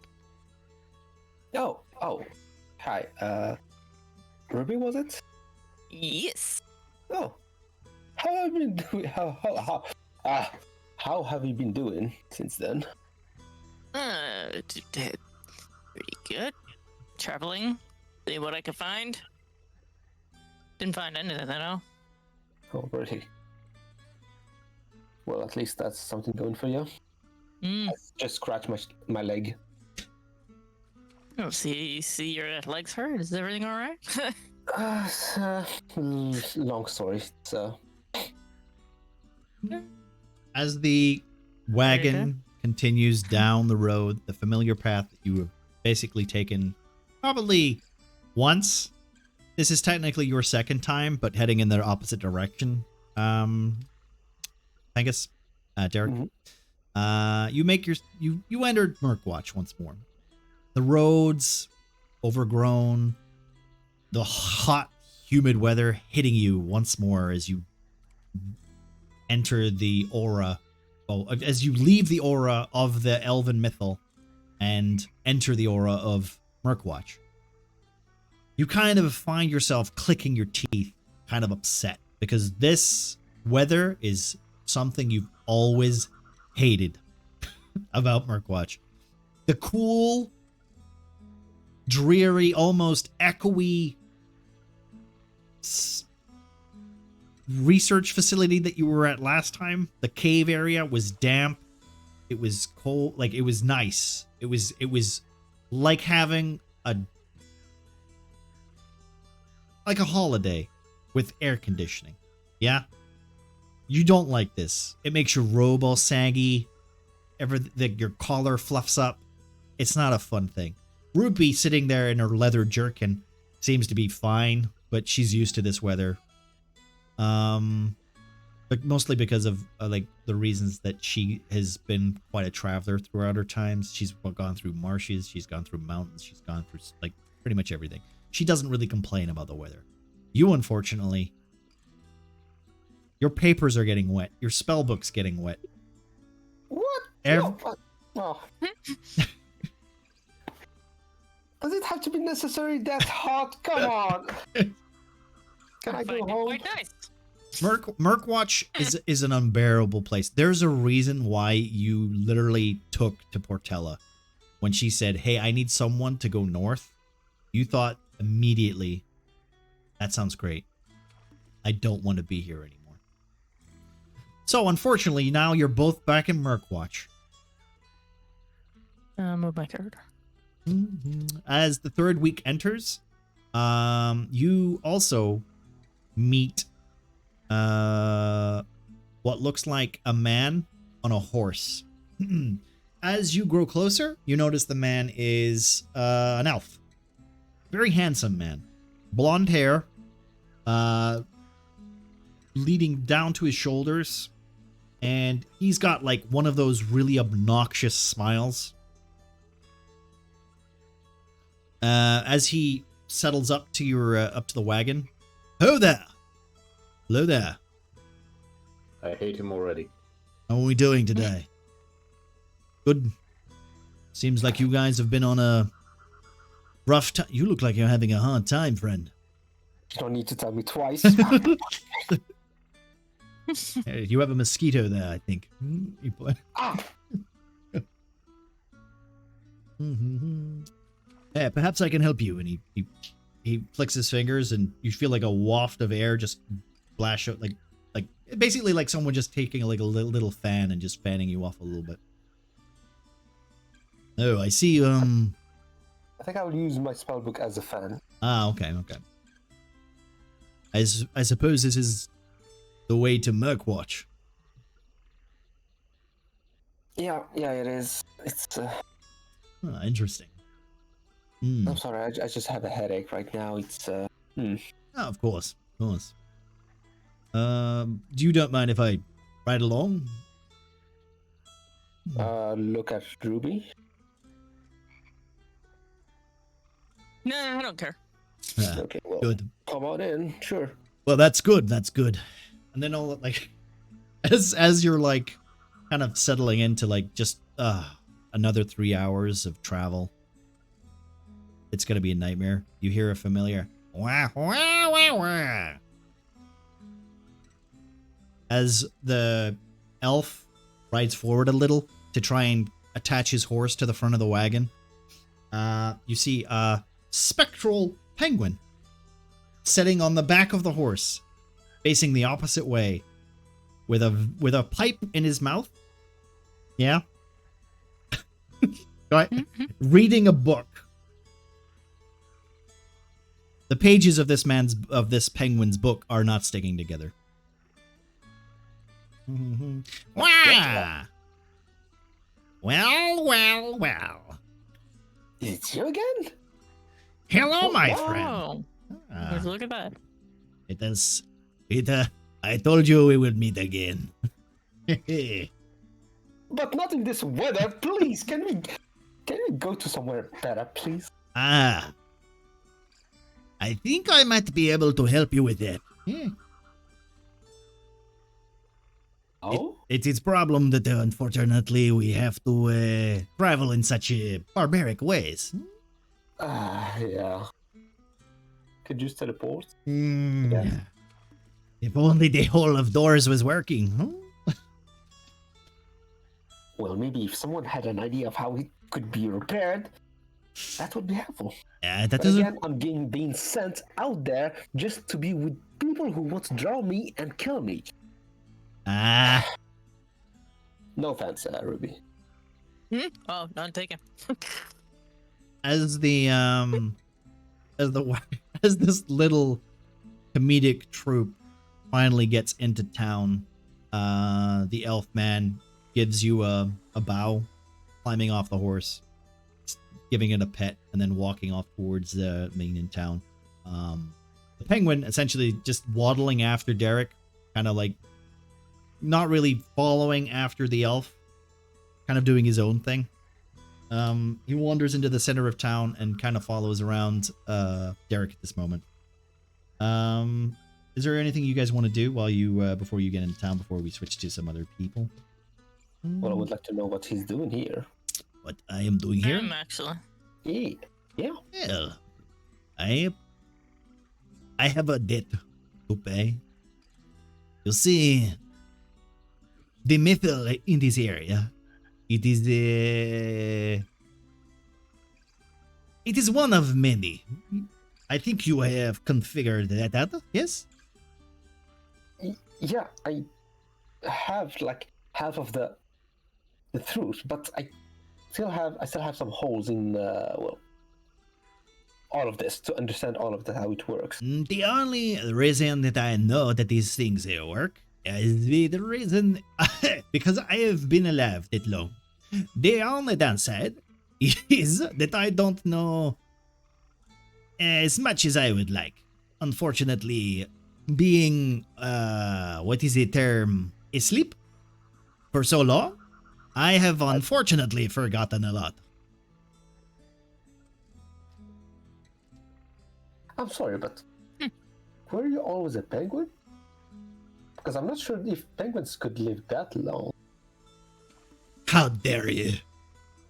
I'm sorry. I'm just asking a real question. I mean, as a researcher myself, I look like a penguin to you? Very handsome penguin, Thank you. if I may say. No, I understand. The form that I have taken is a penguin. I've always been a penguin. It is something that my mother was and my father was. If you have a problem with that, perhaps I will not talk to you or maybe identify your items. I don't know. It's just... oh no. Being a penguin or not is not a. It doesn't matter. In fact. Oh, what? I mean, okay. Then why bring it up? I was just curious. Okay. Yeah, Derek, why bring it up? You're my first penguin friend. Ah, and now we are friends. Oh well, I like your ferocity, friend. Haha. Listen, I have been around very, very long time. You know, Grutark is one of my friends. Him and the giants, we have been around for so very long. The giant in the forest? This is the giant that was essentially my carer, my protector, I guess we would say. He did a really good job then. He is up north right now. He's cementing a little secret that I am holding my cards. It is I don't want to spill too much, but it is as you say, something that doesn't need to know. The problem is, though, that my friend, he lacks the tongue. I am the spokesman, you know? And with your little outfit here, I figured that I could become a little bit more a friend to you and to your friends here. You know, these Greyhawks, as you will. Eh? Yeah, sure. I mean, I would really appreciate that. Does your giant friend know about the doors or not? The dwarves?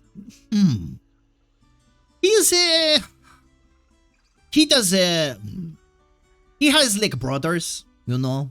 He has very many brothers. I think last time, I don't know. I think he told me their names. I think it was a Hopskin, their Tagen, and what's the other one? The crazy one with the fire.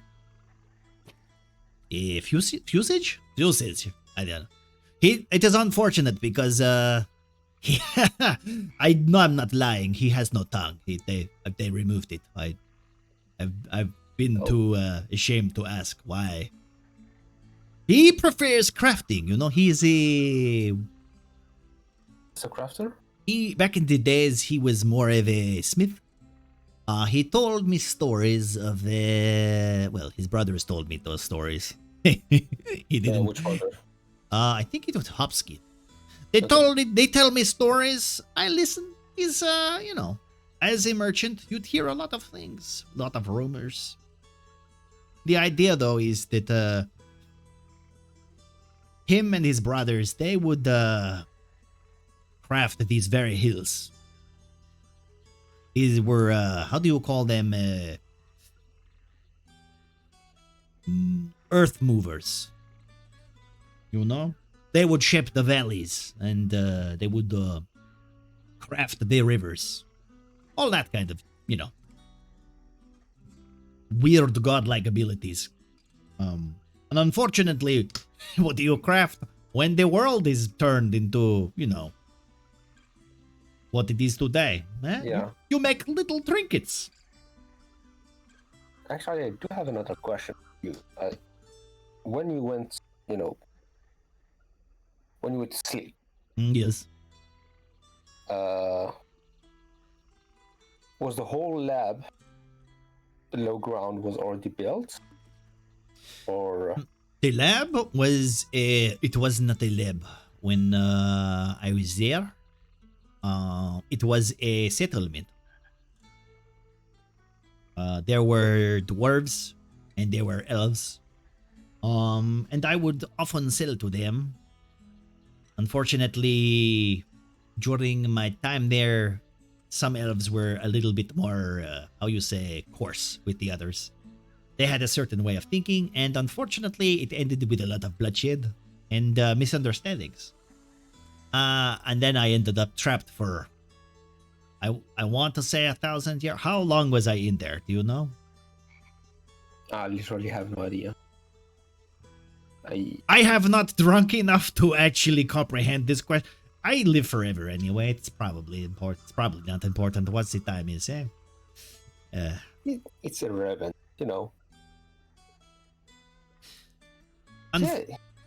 It's nice to have conversations. I haven't talked to anybody in so long. I like you, Derek. Well, I like you too. You seem like a very interesting fellow. Yes, well, that's And good. I would love to have more, chat more over a drink. I mean, I don't know if you drink.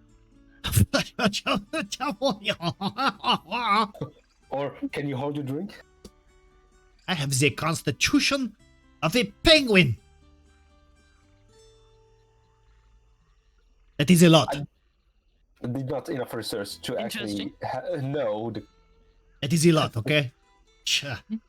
I will, perhaps I will see you at the tavern this later. No? Well, you already know where to find me, apparently. So I'll be waiting. Well, of course. Also, that is a very nice shiny bubble you have there. He points to your pocket. Oh. And then Yeah. A close friend gave it to me. Very expensive. Mm-hmm. Can you tell me what it does exactly? Oh, it is a simple a finding spell. This is very simple. The problem is that holding the enchantment for that long, so that is a little bit harder to do. She must be a very powerful magic user. I just assume she's a female, because, most of them are at this point. All of the males are dead. Really? What? You're a 50-year-old man, correct? 50? What? No? Yeah, it's me. Oh, wait a minute. No. What the hell is that? Is that a green dragon? Holy shit. Did I see you last time? Yes. Hello there, my friend. How are you doing? What always happens because I lost track. Well, originally I just thought it was just Ruby and Derek meeting everyone. No. Okay. Wondrous penguin creature. I need to go and talk to your superiors. But later on, if you would like to come find me, I will have a chat with all of you. I know for a fact that I'm very interested in selling and setting up shop under the merchants. I am 100. I meant what I said back then. I want you to be able to buy and sell all of your magic items to me if you can. I'm not saying that you should sell that, but maybe if you wanted to sell that, you could sell that. He's basically kind of like pointing at that thing at you again, just like. I mean, you don't have to sell it, but if you wanted to sell it, I could buy it from you. Or you could give it to me for free. I will reconsider that. I will ask the owner, of course. And Oh, no, you don't have to do that. Anyway, I better go. And he wanders off. He waddles off towards. Okay. As he waddles off towards the main section of the command center, which is essentially where he was going. The elf literally head off in that area too. We can have this basically be kind of like a group setting, like where you're all in the same place, kind of re-meeting up again if you want. Because this is essentially the elven emissary is here. He's arrived. It's a kind of a big deal. You see that all the guards are kind of on duty. All the there are people who are actively paying attention.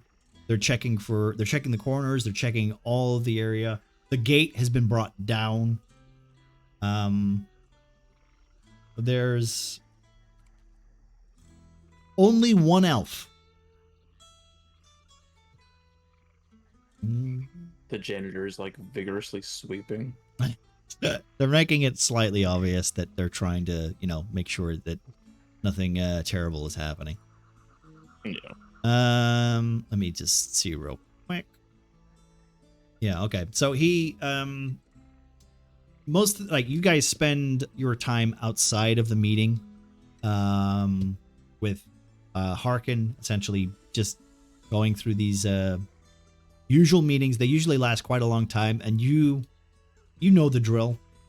All of you have basically been picture it like you're outside with like twiddling your thumbs, waiting for your parent to have a talk with the head teacher. You're like, what's going on in there? What's the conversation? What's happening?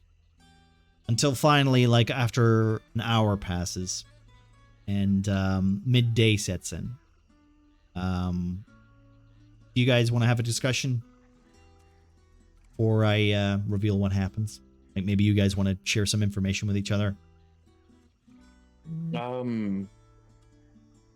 Ruby, where did you go off to the past few weeks? I haven't seen you around at all. I was looking for a place to settle with my clan. Didn't find anything. Apart Nothing? from a weird beastie things that did something. I did not like it, Weird but beastie things? What kind of beastie thing? I have no idea. It was dark. Well, But At two least- people were trying to follow me, and they disappeared after whatever happened. So I'm kind of concerned.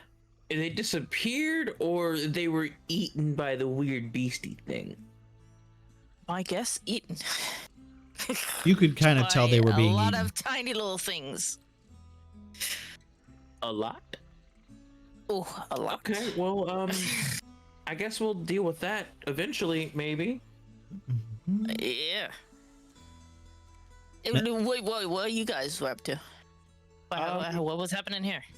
I've been doing some research on some missing people, and met up with my brother and some other stuff. Apparently, in the time that we were gone, Pandad, myself, and Nox all got promotions. Oh, crap. Yeah. I believe Pandad is our new lieutenant. New lieutenant, and also Awesome, Nathaniel got awesome. a promotion as well. Yeah, Nathaniel over there also got a promotion to, I want to say, Captain. captain. Cappy. Great. We call him Cappy. Nathaniel, get in here.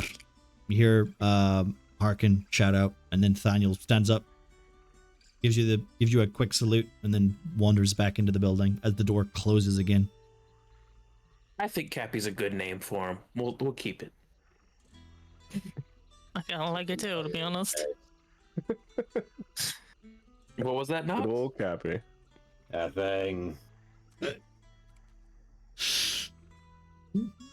No, Anything else? I'm nursing a headache or two. I don't know what these two have been up to for the most part, but I assume that Pandad's been dealing with scout movements and things of that nature since his promotion. As for Nox, I just assume he's been drinking. I've been practicing my Probably. double jump. You double jump?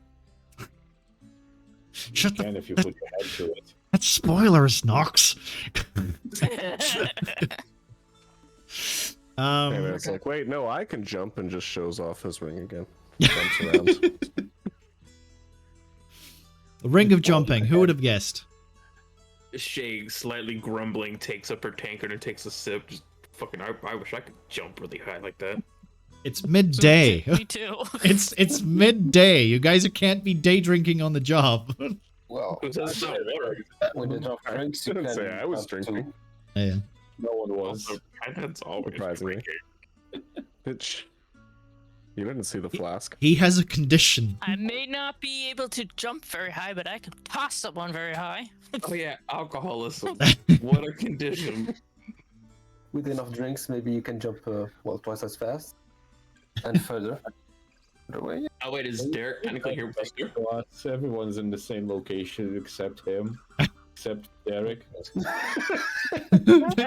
You're He's throwing his voice. you're all no you are all technically on duty. You're all moved to this location. Not like you're all basically there. You're all present right now. Well, I would just avert my eyes from meeting Shay's eyes. Chase. Hey Yep. Derek, didn't expect to see you again, buddy. Hi.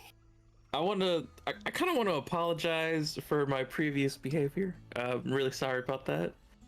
That funny goo stuff, it takes over the mind. I am very sorry for attempting to murder you in that dungeon. Hopefully you've been well. Derek, don't trust her. She's been drinking on the job. Shut up, Knox. I'm trying to have a heartfelt apology here. Listen, I know that you were not right in your mind. I just need some time to. I totally understand. There's no rush. The I'm just first meeting, it was rather too fast, you know. quite. We maybe I got a little too close and a little too hands-on. Buy her dinner first.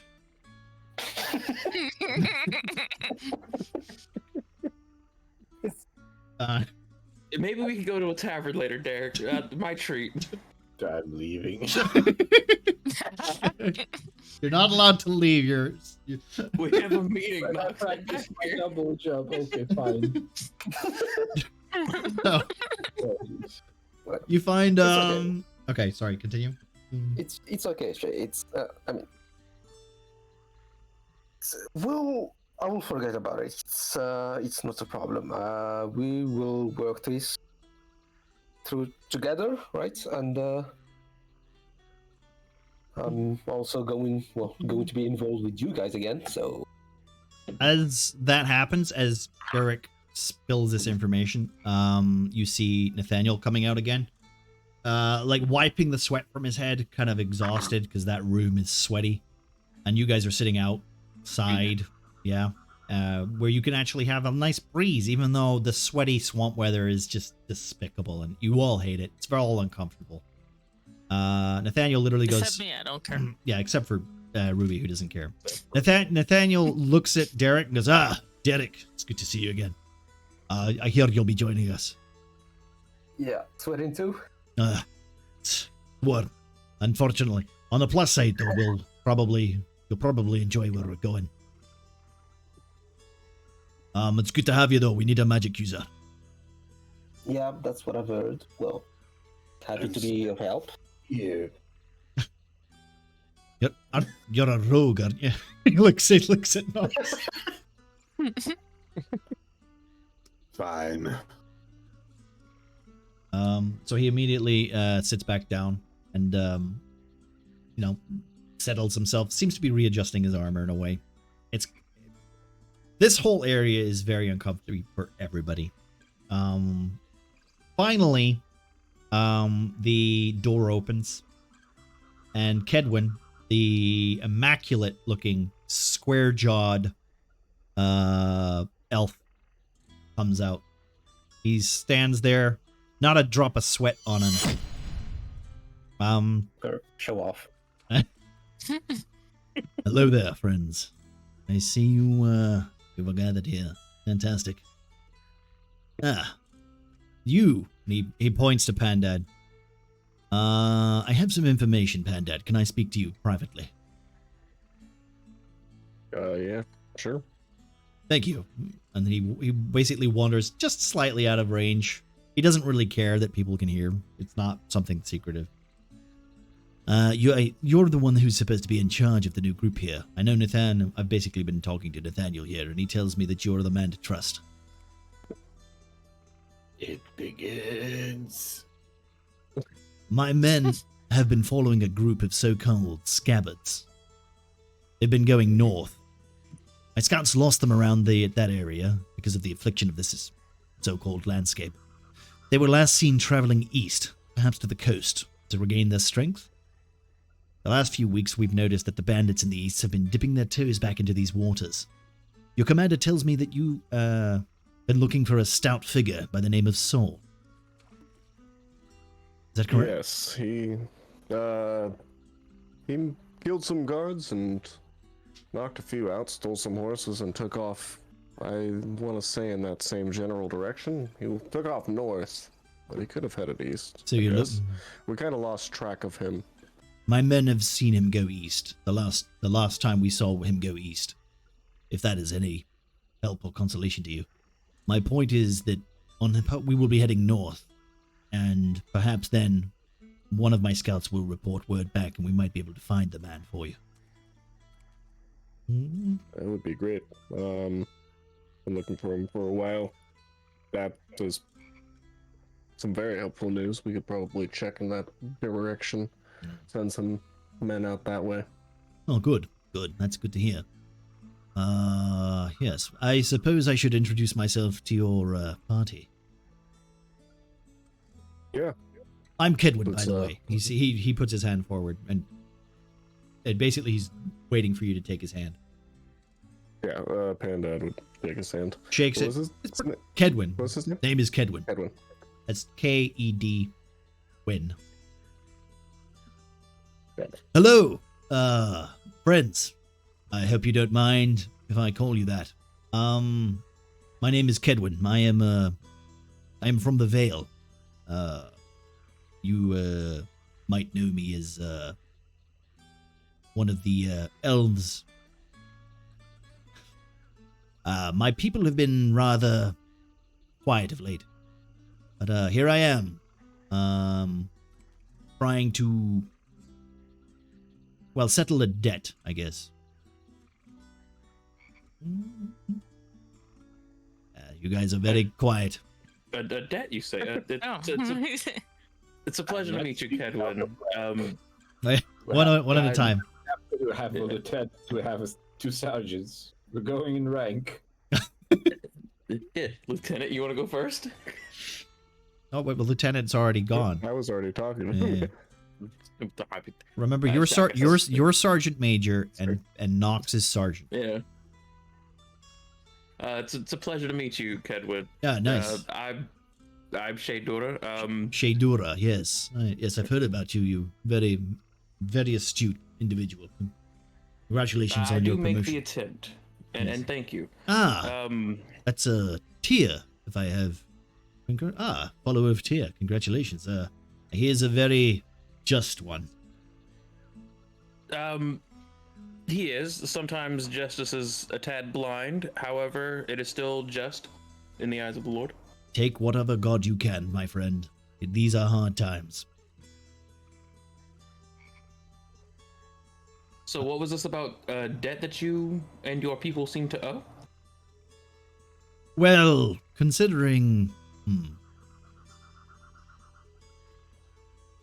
I want to say as much as I can here.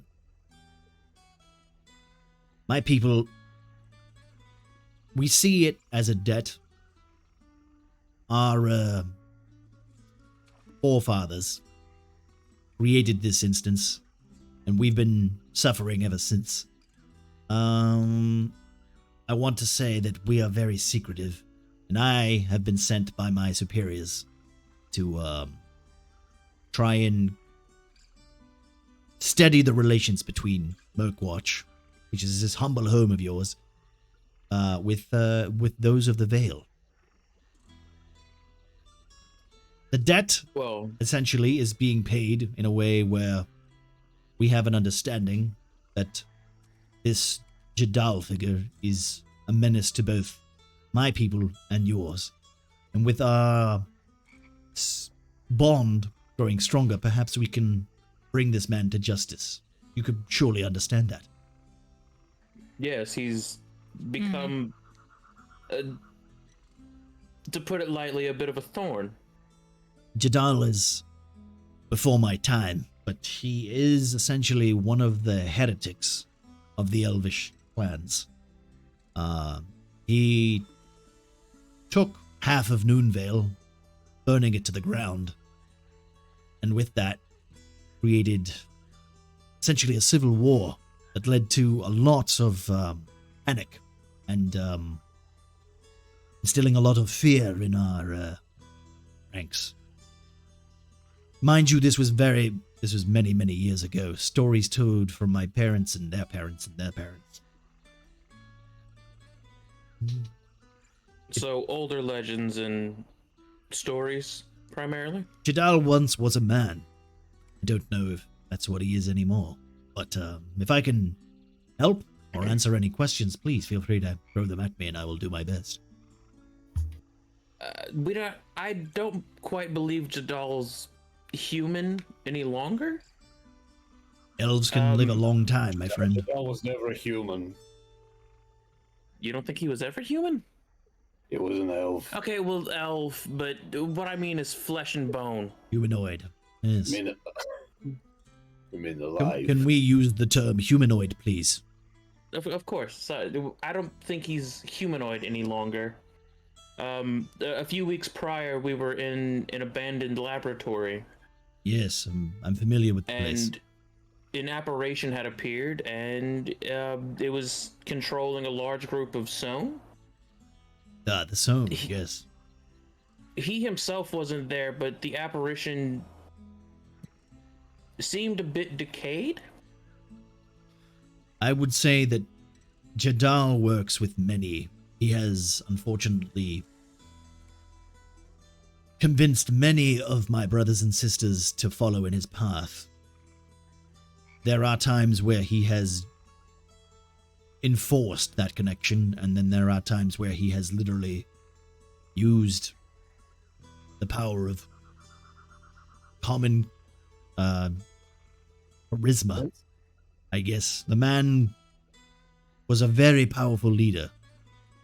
He held a lot of sway in court. He was part of the council a long time ago. How long ago would you say, by chance? Before my time. I'm only 300 years old. When would you guess was his time, I guess? My superiors say around 900 years ago. Oh, okay, so yeah, that's far. I do believe that's beyond everyone's time standing in this room. Yes, you are all quite young. We are, comparatively. Perhaps we should take this to the tavern. We have an evening to spend. Let's get to know each other. If you have any other questions, we can maybe, take in some alcohol while we're there. Yeah, sure. Sounds like a great plan. Okay, well. I'm sure Pandad would love to show you his favorite beverage, swamp gas. Yes. Let's go forward. I'm just the place to visit. Cool. Can I speak to you, Shay, please? Of course. Well, everyone, you can go on ahead. I'll I know this cool spot. There's a funny dwarf in it. As you all head towards the barracks, I guess, unless you are heading to the steamed clam. Steamed clam. Going to the clam. Okay, we're going to the clam then. So you guys are going to the clam. As the lot of you walk past the clam, you see a familiar face, one that you haven't seen for a while, mostly because he's been rather quiet. But Alfie the Doomsayer seems to be adamant, angry, upset, crazed. He's stirring his hands up and down as the guards seem to be chasing after him. Alfie exclaims loudly. Some of you can hear it, some of you are ignoring it. It's something that you see most days because Alfie the Doomsayer, unfortunately, is a Doomsayer. Sometimes he says things that make sense. Sometimes he says things that don't. But this He's time, just a wacky guy. this time he seems to be screaming, "The old world is awoken! The gods live! All is lost! If we don't give our will to Tyr, Nudharth's might is a gift! It fills the land with bounty, yet now he curses it with vile putrid seed on the land. How dare we say no to such a gift?"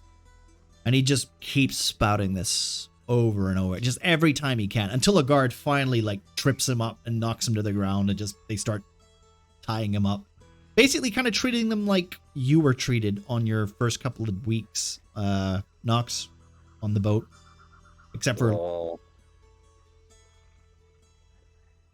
Oh, and one of the guards literally is like exasperated, like he's been chasing him for a while. He's like, "I don't know why we allow that man around. He's just scaring people." And they take him away and they lead him back into the caged area. As the group walks back to the steamed clam, Kedwin looks to Can't enter because they forgot the funny shift-click move. Uh-oh. It's okay. You don't really need to be there. It's fine. It's for I show wanna be only. there. We'll figure it out then. So, as we have it, Yeah, I don't know how to do it either. okay, Kedwin leans into Sheador and takes you to the side for a moment. Sheador, I would like to talk to you. Of course. About what, Kedwin?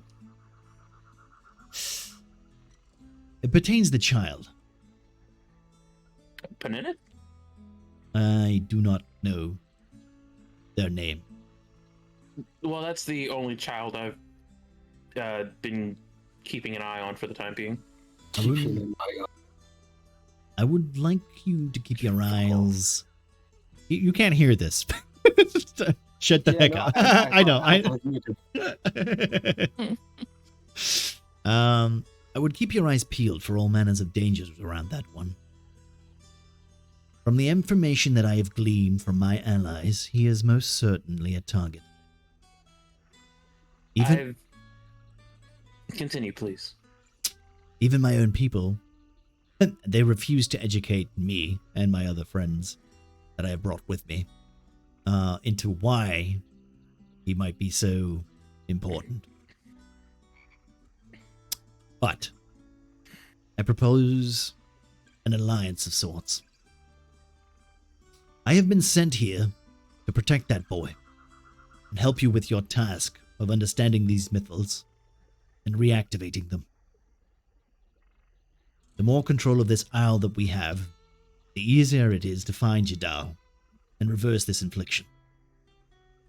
Perhaps he's the solution to this very cause, but I warn you, if Jadal has any chance of getting his hands on that boy, my mission is to cut that boy's throat and destroy the body. And I'm telling you this because I do not want to see that happen. I hope you can trust me, but that's up to you. And may your God guide your hand.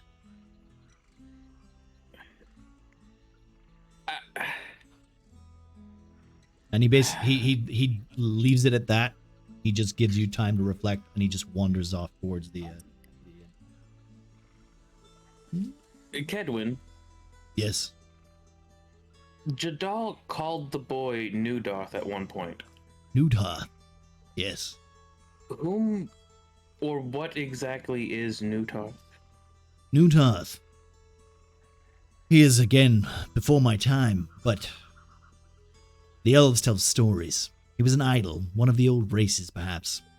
They were praised so long ago, but from my time I might read books, and I would hear stories, legends. He was a god of this isle. Fruit was ripe and sweet because of him. The soil was fertile, the grass greener. You get the idea. I'm not one for the tales of gods. The problem was that these stories rarely have an happy ending. War broke out, and as it does, the very followers of Nudharth laid a mortal blow on this so-called god. And, well, Perhaps he cursed the isle with his last breath, or who knows. Very hard to read these elven parables without bias and heavy-handedness in their lessons. I like to think of it as more literal. It seems odd that a god would turn so quickly. You know? At some point, I may have some research, some old papers that we discovered to show you. See if you can glean anything out of them. I could perhaps take a look. Like I said, sharing information is what I'm here to do. I'm not... Of course, and despite your end goal upon our failure, I will do my best to not take any hard feelings towards those goals. I would like to just refer to you to this. I do not want that outcome to happen. Neither do I. My people have a very long and wise sight, which I think is a little bit more egocentric than I would like to imply. I've lived for a very long time in comparison to you, but comparing it to my elders, they seem to know better, but at the end of the day, they do not seem to understand the quickness of a human life or of an orcish life. You do not live as long as us elves, yet we seem to presume so much more. It is not my way of life, my objective to instill my beliefs on you, which is why I feel like it is important to keep you in the loop.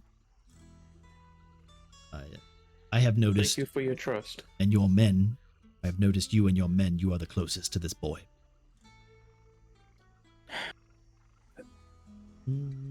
Sometimes he is a bit of a burden, however. He's a good kid. Most people... Man thing. I don't think it matters what he is. As I said, I'm sure your God has given you enough to trust in it. Now let's go share a drink. You know what? That sounds much better than worrying. Let's go meet up with the others. He basically wanders off, and instead of wandering off by himself, he takes a moment and basically shares some conversation with you. Shares he wants you to trust him. You can kind of get that idea. I mean, if anyone wants to do an insight check. That was a joke. That was a joke. All right. We don't do insight checks around here. Yeah, those things. The hell's an insight check? Never mind. It's fine. You know what? That was a joke. That wasn't a joke. Sure. The third week starts with little fanfare. You kind of all reach into your schedules. They blend together. You find yourself enjoying the nights because you work during the day. And considering you're basically being prepped to head off to a new location, there doesn't seem to be much work going for you guys. You have some information about the trolls that are essentially went missing, but you also have some of the fact that the missing people as well is something that is still on the tip of your tongue. The information for the next week has been very sparing. You're hoping that maybe when you get to your new digs, that you can maybe do a little bit more research in the area. Because if there's anything that's happened lately, no one has really seen or noticed. But now you have the elven scouts who are akin to moving in this difficult outback, essentially. Hedwin is sitting at the table for breakfast, enjoying some ham and eggs. As you guys all wake up, make your way down for, let's say, mid-week 3. We will start with who would come down first from the morning. Just Panda's not a morning person. Panda's so not a morning not him. person. Well, if I'm sleeping in a Pandad's closet too, so if Pandad's not going to be a morning person, since Shay recently got a promotion, she's going to be the first downstairs because someone's got to cover for her superior. So you have Kedwin sitting there, and there's a penguin sitting on a stool next to him. So just an honest penguin. Snapping in a bucket. There's a bucket, and he's just snapping in a bucket with some fish that seems to be going and splashing all over the water everywhere. Good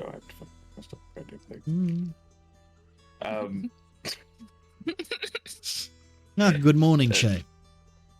Good morning, Kedwin. Yeah. Hello there. So the penguin, that's just Pangus, correct? What? I'm here, you know. I am a penguin. How dare you? Good. Good morning, Theodore. Yes, you are one of my rescuers, eh? Good to see you. Yes, I was with the group that helped to rescue you out of the predicament you found yourself in. Are you ready to leave? I do believe the group is gearing up fairly soon. If I'm not mistaken, Pandad is still asleep in his rug closet. But, you know, he seems to enjoy his closet, so... Yes, well, we are pretty much ready to go in the morning. I would have to say that we have quite a travel. It's going to take 5 days to get to my secret location. Eh? Secret location, you said? Shh! Don't tell anyone. I promise I won't tell a soul. Except maybe the fish you're about to eat. Do you speak fish? No, I don't. However, I knew somebody who could. Ah. One of those trident folk back on the mainland. Jesus Christ. Why does that work? Did I forget to turn that off? I think I did. Let me just turn that off really quickly before Eric spams it. Oh no, I was expecting. Yeah, it's okay. My alerts are now turned off. It's okay. It's alright, Doge. Don't worry about it. How could you have known? Okay. God damn it. So, the morning starts to proceed. People come down. You guys are essentially setting off to head to your new outpost. The wagon is packed. You see Candace, who some of you might remember who Candace is. I'm not for that joke again. No, yeah. Yeah, that's. I think we were all pretty cautious with that one. Who is Okay, so I'm assuming nobody knows who Candace is. I I am upset by your note-taking skills right now, guys. Look, man, I was expecting especially me, I don't know. I'll sacrifice myself for the team. Who is Candace? Candace, all right. Candace is the stable master. Oh. Oh, her. Yep. She seems quite upset as she's sitting talking to Kira. And Kira, who is the guard captain of Murkwatch, they seem to be having an argument. Finally, she comes in, sits down, grabs a bowl from the table on the tavern, and then just sits down, not even noticing the penguin. And then she looks up at Shade Door and goes, "Ah, I see. So that's is this the stable master so or the? It's the stable master. It's the stable master. Okay, I didn't know I if it see. was the stable I master see here. why. So I guess you're the lot that are taking my horses. Sadly, yes, we have to commandeer the remaining steeds for Well- a journey. Now apparently I have to come with you because I'll be riding them back. Oh, yeah, right. We have to. We'll have to bring those horses back as we go north, right? I came to this place to look after horses. Now half of my horses are missing. And not only that, that I have to go so far into this godforsaken place. Who took your horse? That would be Saul. Mm, We are Maybe- looking for. Maybe farther in the mainland we'll find more steeds for you to take back. Well, I guess I'll have to. I've brought a friend. He'll be meeting us there. He went ahead with some of my horses, and we'll be taking the rest up there later. Hopefully he'll be the one that you'll be taking charge with, because you'll need a new stable master at your new location. I'm assuming that once you're there, you'll have all manners of needs and such to take care of. At least, just be good to my horses that we do leave there. Okay. Of course. She's sulking and she's eating her porridge. We'll make sure that none of the steeds are mistreated in any way whatsoever. As the Yeah, my word. evening comes to, well, as the afternoon hits, it gets to about midday in like 2 hours time, so around 10 o'clock. Everyone should be up by now. The wagon's supposed to leave before midday so that you get there, because you'll be making a couple of stops. It's a 5-day trip, which will lead into week 4. So is there any conversations that anybody wants to do during this, before they leave Murkwatch? Because this is essentially the last chance you'll get before Murkwatch is on the horizon behind you. Shay would actually like to try to find Derek and Kedwin. Okay.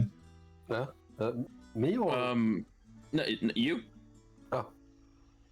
Oh. Once the three of them are in the same room and able to speak, Shay's gonna pull out the circuitry or socket from the ruins and ask Kedwin, Kedwin, do you have any means to mend these where we're going, perhaps? Or know how they're repaired? That's a very old dwarven sculpture, I think. From what I see, that's 2 parts, correct? Yeah. Derek over here would know a bit more. He's our foremost magic guy. Arcane experts, sorry. Yes, I see. Yeah, I dabble in some arcane myself. I have no clue what any of it does. I am a woman of the cloth. As Edwin looks like he's about to give an answer, and Derek is essentially, I assume, about to do the same thing. I'm just nearby. Yeah, you suddenly you hear a slippery, like someone shifting up on a shelf. Well. You need something crafted? Oh, Can you mend this it's our merchant friend. bell? No, I cannot. I have flippers. What are you asking of me, silly man?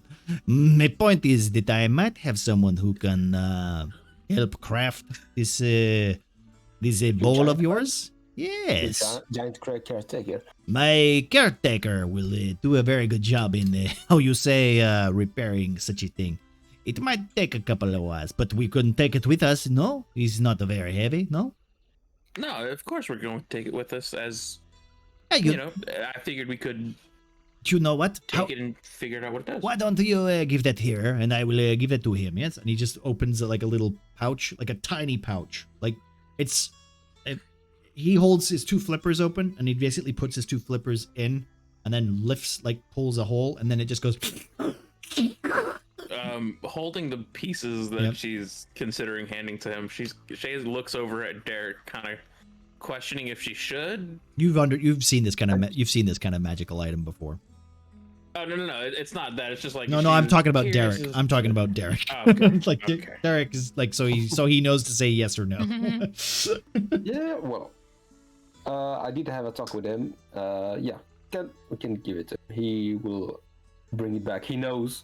Apparently, he knows how to find us. So Yeah, Fair enough. He did pop up just a moment ago. I mean, I am coming with you. That he is as well.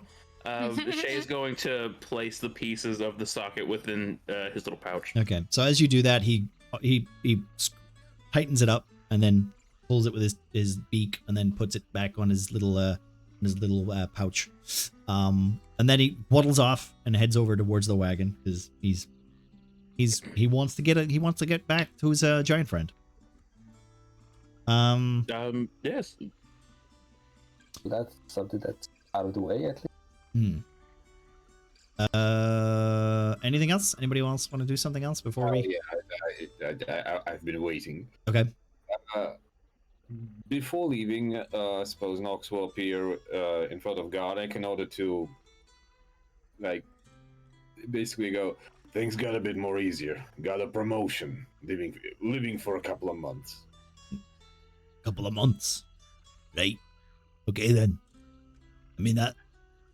Do you know where you're going? North.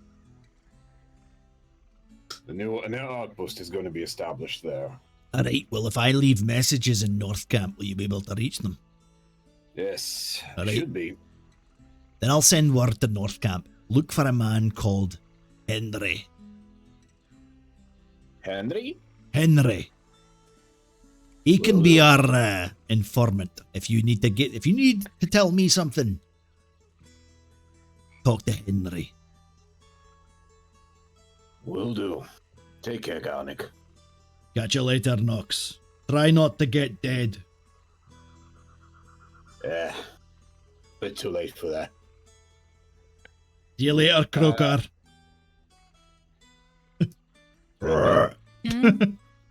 Yeah. Mm-hmm. All this done, I will head straight to the Pengus. Okay. See the merchant. Yep. And I suppose everyone is still around him, right? yeah. Or, Well, at the moment he's sitting by himself on the wagon, like he's getting a comfortable spot. like conspicuously leaning next to him. Will provide. Nox will basically provide the following quips of. What was that about crafting particular items? Oh, well. A connoisseur of magic items, eh? What? You can say that. What do you have there? I smell it. A proposition. It is that halibut? Is it what? Is that halibut? Smells fishy. No, not yet at the moment. You want to sell me that toad? It looks especially very hungry. Could use a snack. Toad is not for sale. Okay, fine. Double check. Not yet, at least. Yeah, okay. Here's what I'm looking for a whip. Whip? Not any specific. Right. And I need to know if you are capable of mending and molding the items into the shapes and forms of weaponry. Well, you see, I have a very particular set of skills, you know? I am not just a humble merchant. I have a very interesting set of skills that will become very useful to you, Art, especially if you can supply the goods. So let me tell you. Let me see this thing. Let me see this. Lifting the hand from outside of the field of view, I'm pulling Nox is pulling the skewer from the zone. The lap that's been lodged into the door. Sacre bleu. Give that material to me. I must make some fine art. That was the plan originally. I will. How about I try to organize a little get-along? Get along? Powerful being you might find common ground with. Okay. I'm interested in this partnership. I'll try to organize the meeting after we get to the camp. Well, if you give that thing to me there, I will deal with that with, I assume, And he looks over his shoulder. A little on the down low. Up to you. Yeah, all right, then. But I would prefer the intimacy of our dealings. Yeah, I can respect that. Okay, then. And put the Nox puts the skewer. He takes it. He takes it, and he absorbs it rather quickly, and takes a moment.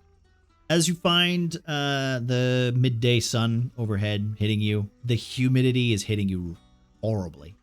It's the last time you hope that you'll feel this weather. There has been promise of, I want to say, wind.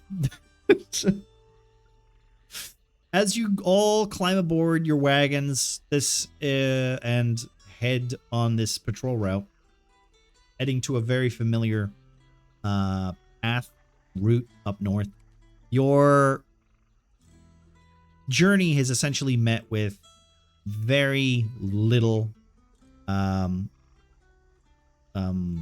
what's the word I'm looking for? Resistance. Resistance, thank you.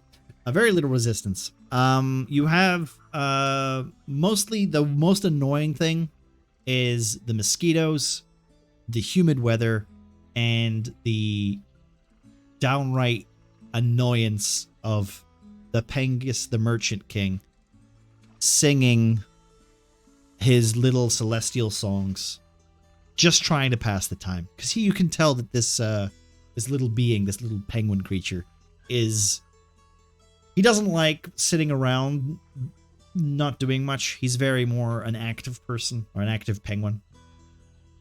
And we have a 5-day trip which leads to a couple of nights around a campfire, meeting these getting to know these people who are essentially going to be your squad mates for the next couple of months, or maybe years, depending on how this new position or this new outpost fits you guys. None of you really stayed in Murkwatch long enough to consider it home. Maybe Panda. Maybe Pandad was more of like akin to that place, because he did kind of fit in, despite, your inability to actually fit in with places because of your size. I got along with people. It was a home away from home. I do have something to ask. Yeah. Well, if which point? Just like being apart from the group, Okay. I would ask Shay. Mhm. Shay, can I ask you a quick? So earlier you said that I was the only spellcaster or magic user of the group. Not that you're the only magic caster of the group, because I believe Nox and Penenith both are. However, you seem to have the most academic background. In theory, yes. But mostly on theory. In title only. So I want it so in a only- cereal box. You never know what you're getting. So only in theory? Well, if I need to ask about some general knowledge or like in magic things, yes, I would have the answer, but it's not actually the question. I was just worried about, well, if Nox was actually a magic user or just a shady lizard. I was not sure. Well, I mean, I'm not that close with Nox personally, but I mean, I'm pretty sure I've seen him cast a few spells in our previous fight. But I was. I'm not sure how he draws his magic. I'm pretty certain it's not holy, though. Nor purely academic like yours. I'm not certain, Okay, but well, he I does thought cast you spells. knew him a lot more, but no. Knox has always seemed a bit more reserved. So I've not gotten very close with him as of yet. Okay. No problem. Yes? As you're having your little conversation, Kedwin rides up beside you guys. Is there something wrong? Oh no, our friend Derek here just had a few questions about our acquaintance Knox. Ah, yes, the Green Dragon Man. Yes, the one and only. Is he going to be in for a surprise? And he just rides off. Say what? I'm not sure. Just a smash cut to me sneezing in the phone.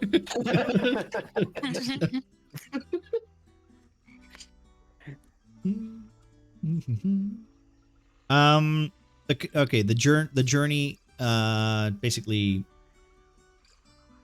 ends up being rather torturous. The most you've ever spent was supposed to be a 3-day trip, but considering the way that the Murkwatch roads have been infested by these vines and such, it literally sometimes takes hours to get moving just slightly a few feet. It requires soldiers, even some of yourselves, climbing off this cart and cutting away at the vines that have just been entwining over the road. As you get to the same point where you basically reach the Mythal location, Derek, you notice that it is essentially clear of vines now. The whole area is just sparse. The road seems to open up. The vines and the trees and all of this decaying wood seems to regain some life. It's almost like the corruption seems to kind of slowly been eaten away to a point where the paths have now actually became roads and pavements of these older, like yesteryear civilizations. Which means that instead of 5 days, it's actually surprising that it takes only 4 days now, because you don't have to spend half the time climbing off of these things and cutting away at the landscape. As you reach the Mythal area, a wave of cold air hits you as you enter the aura of the Mythal, essentially giving you this peace, this no longer humid, marsh-like swamp weather. It's a relief to most of you. Ruby, yet again, doesn't notice. You find people taking off their, literally just taking off their shirts, taking off their cloaks, enjoying that breeze as it hits them. Finally, you reach on essentially what I want to say is like a curved in path. The small penguin leans forward, sitting up and climbing on top of the wagon just so that everyone can see him, and then leans. He looks to the right and picks up like his flipper and waves it over some trees. And as you see it, the trees seem to like sway in the wind and then fade. We are going up this mountain trail, and we will all be soon enough finding our new heaven of sorts. I hope you guys are excited to find yourself a new home. I know it's been rather, how we say... I like this spot a lot. I used to spend my summers here. But now, well, I guess I can spend it with you lot, eh? And he basically chuckles to himself as if he's telling a joke with old friends that he clearly has just met. You can tell that this penguin has been alone for a very long time, and the only person he's been sharing a conversation with is a giant without a tongue. So we're going to say share his life with the DM. As he Um, as he makes this joke, Shay is going to give him almost like a pity chuckle, yeah. but it's like half-heartedly genuine. So, as the wagon turns in and moves up the road, you finally get to a clearing. I guess we can show it off. I guess let's do that. Main menu, desktop. Where's the board? As you guys enter the clearing, the wood seems to open up a little, like giving you a little bit more room. And as the carts move up, the horses seem to be, shuffling along like usual. The clip-clopping of the road seems to kind of like echo out a bit more because these are actual paths, not just dirt roads. Where is it? There it is. As you guys reach the there we go. Okay. As you guys reach the inner gates, you see Panda. You see Panda and Shay. You see familiar faces of guards that have been on duty with you several times, but you've never really learned their names.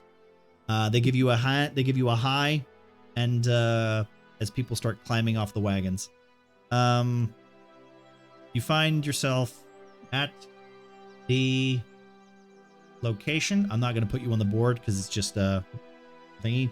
As you enter the Hawk's Nest, a safe haven for you and your party that is essentially yours to that you are now responsible for.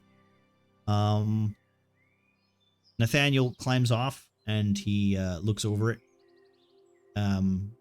almost like a tear in his eye, but only because of the people that he lost in order to get to this point where he's realized that this is progress.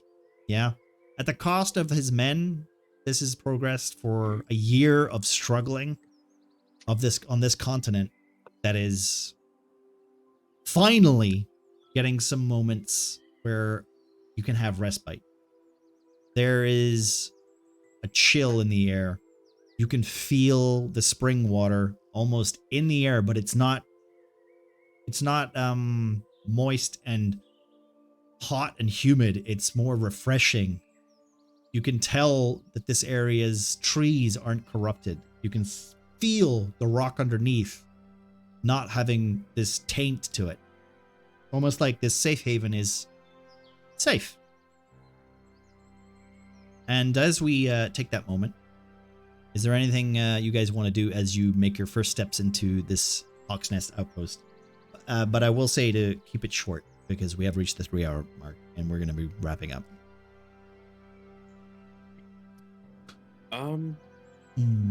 Just reaching the Hawk's Nest, I guess Shay is going to begin assisting with unloading gear off of wagons and doing her general helpful stuff.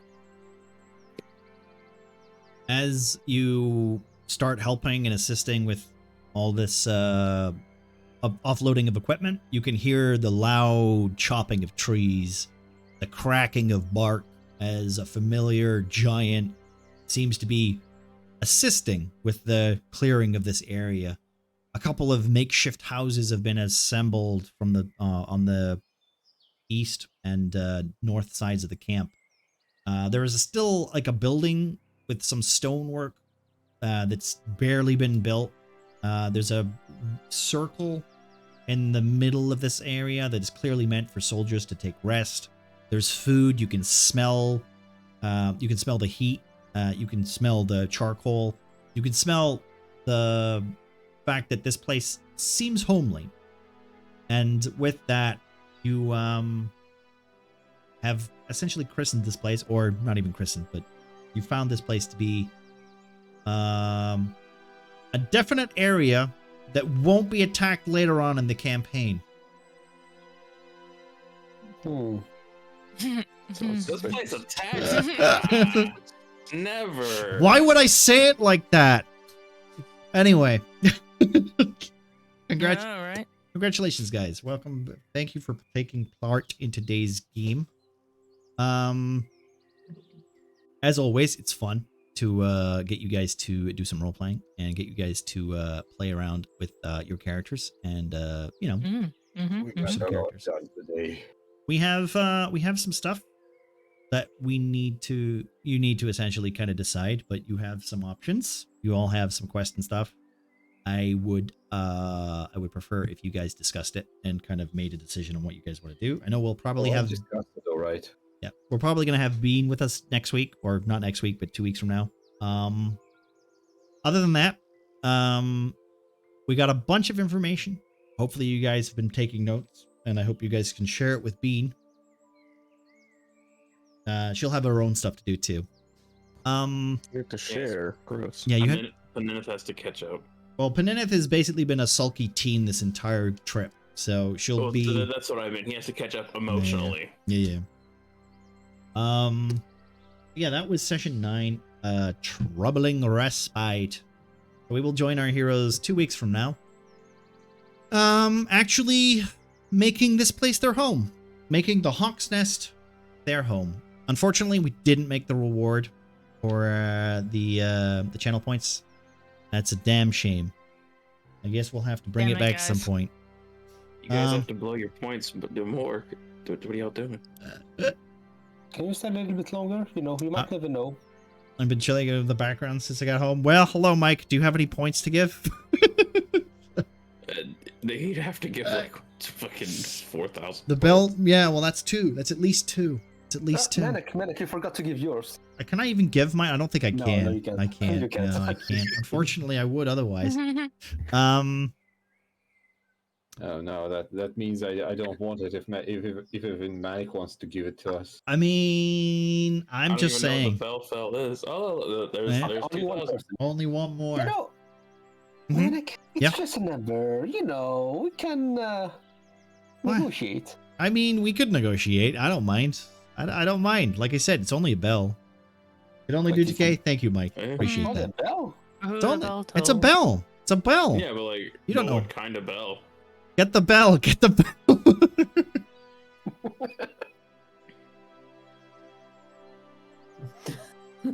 Yeah, it is, Mike. It is. It is. I will. Okay, we'll say this. Okay, we'll say that the bell is become. I will give you the bell since there's only one more vote. I'll give it to you. Yay. The problem is deciding on who gets the bell. Okay.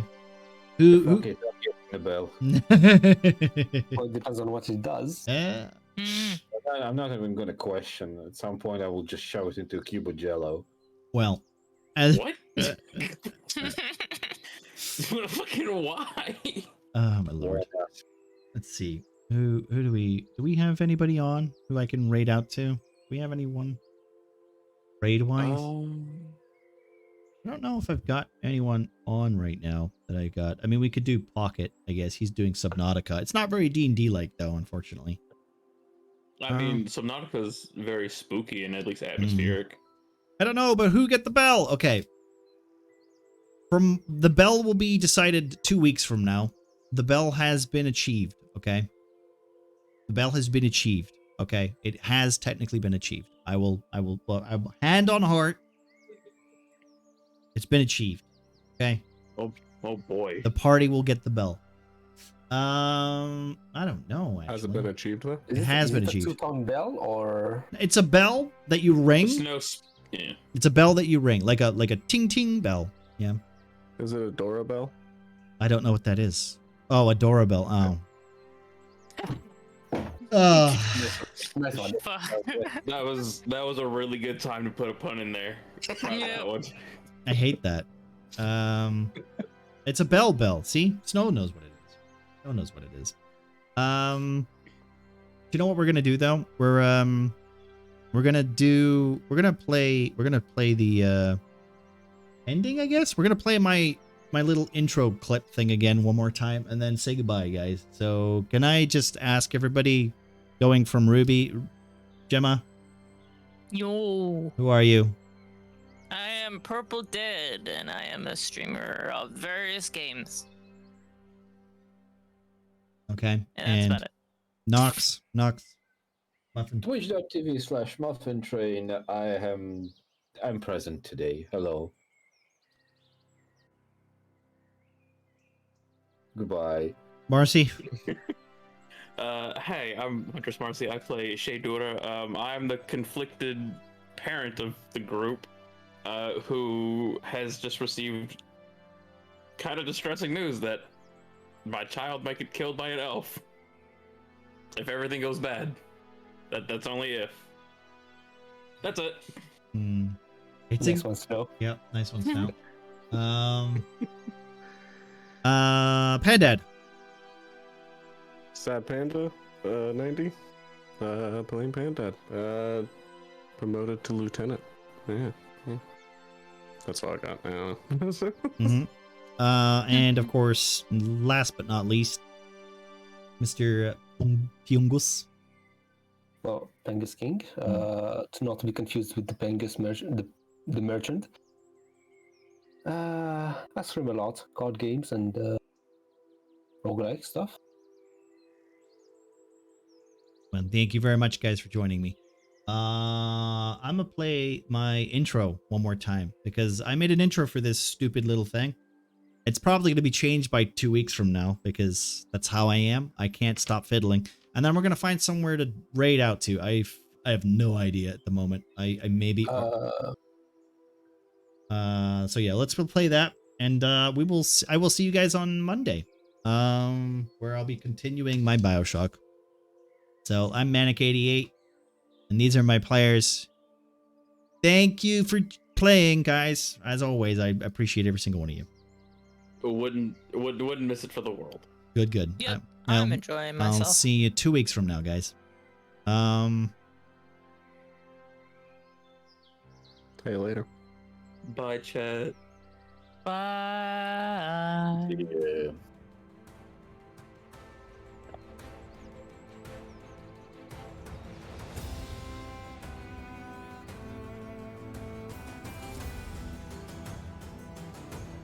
Thank you.